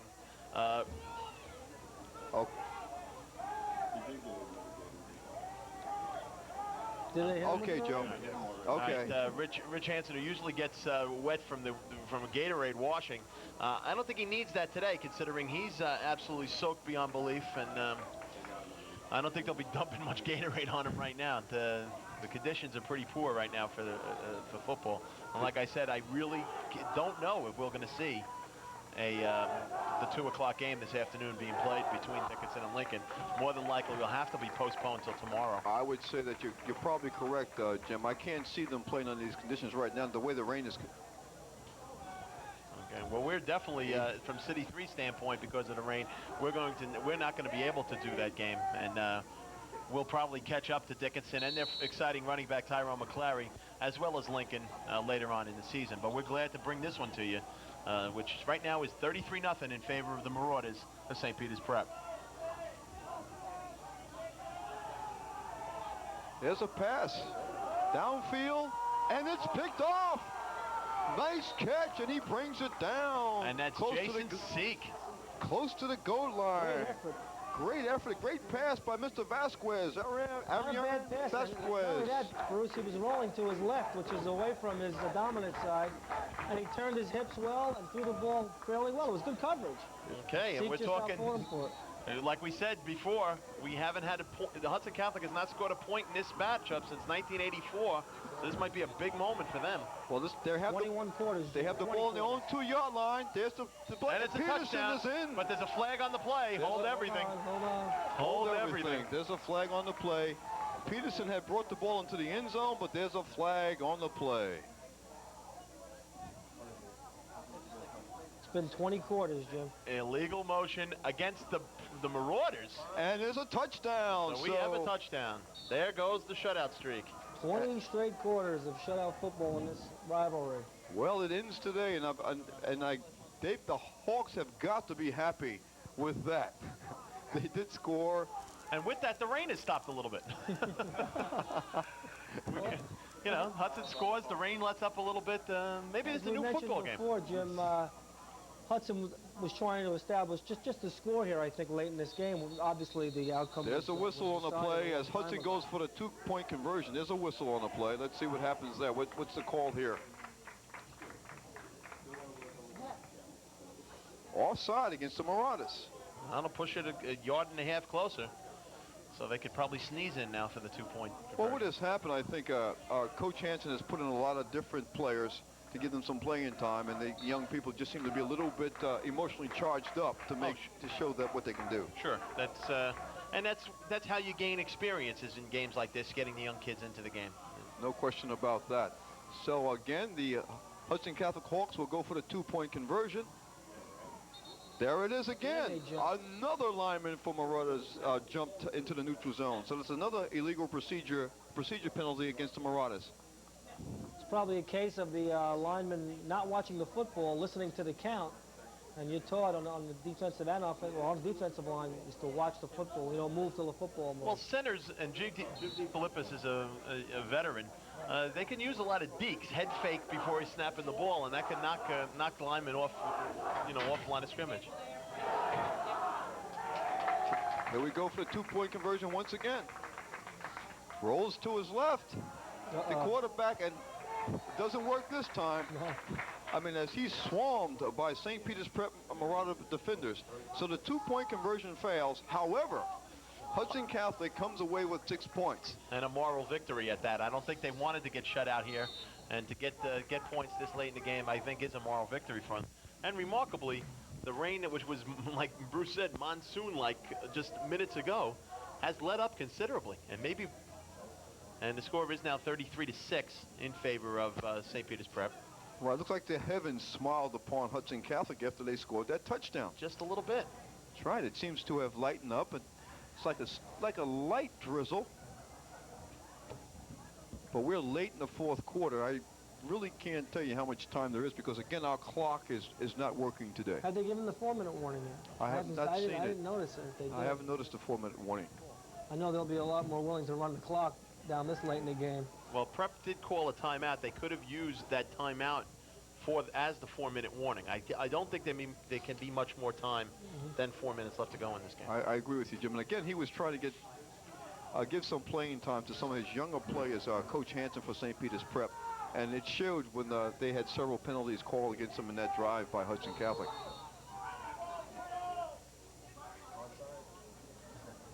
Onside kick is tried. Onside kick attempt. But it's And they blew it dead early. They sure did because that was still a wet rock. It certainly was. The ball he blew it dead early, is right. But there's the game. The game is over. The game is over. It was well past 4 minutes. It was well past 4 minutes. It's correct. So the final score right now, 33-6, as St. Peter's Prep opens their season with a victory. Paul, your comments from the Hudson Catholic side. What can you look to for Hudson Catholic in a game like this? Well, it sounds silly to us right now, but the fact that they did score a touchdown is a springboard for next week. I think they're playing Marist next week, right? They're going out of the frying pan into the fire. They have to establish some sort of ground game against Marist. Otherwise, they're going to be in big trouble again. But there was one bright spot. Mr. Jim DeFilippis was Mr. Everything out there. He is strong defensively. He's a leader on that club. Yeah. And Mr. Haig, as the game ends, the rain comes down once again. Right. From the St. Peter's Prep side, Jim. Okay, I think it was a pretty strong performance after having a few tough moments early on with the turnovers down close inside Hudson Catholic territory. It then became a strong performance, especially a great balanced offensively running performance for the Marauders. Like we said, Schroeder, 107 yards rushing, Mulcahy, 106 yards rushing and 2 touchdowns. Tony Guma showing a great amount of versatility with this option, and I think that's something Paul mentioned, that they picked it up through offensive coordinator Bruce Nascimento, and they're going to use a little bit more of that as the season progresses. So it was it wasn't the greatest performance of all time, but it is a W. It is an impressive W, and it's only going to springboard the Marauders probably to bigger and better things as they go along. They have a fairly easy road the first 3 games of the season. They play St. Joe's next week and then Emerson after that, and then they get tossed into the fire down here in a great game against top 25 state-ranked Middletown South. So they have to get things going, and they got to get rid of the mistakes, the penalties, and the fumbles. And if they can, then they're going to be a contender. In my mind, they're the top team in Hudson County right now, mainly because of their up front, the depth up front. So I think it was a fine performance for them all around. Well, it was an outstanding game. And City 3 was proud to bring you this game. Again, we will not be able to bring you the second game today due to the weather conditions. But we will be back here next week with Lincoln versus Union Hill, which promises to be a very good game. For my colleagues, Jim Haig, Paul Giorgio, Tony Powell, and Vernon Prince, this is Bruce Dabney, City 3 saying we'll see you next week.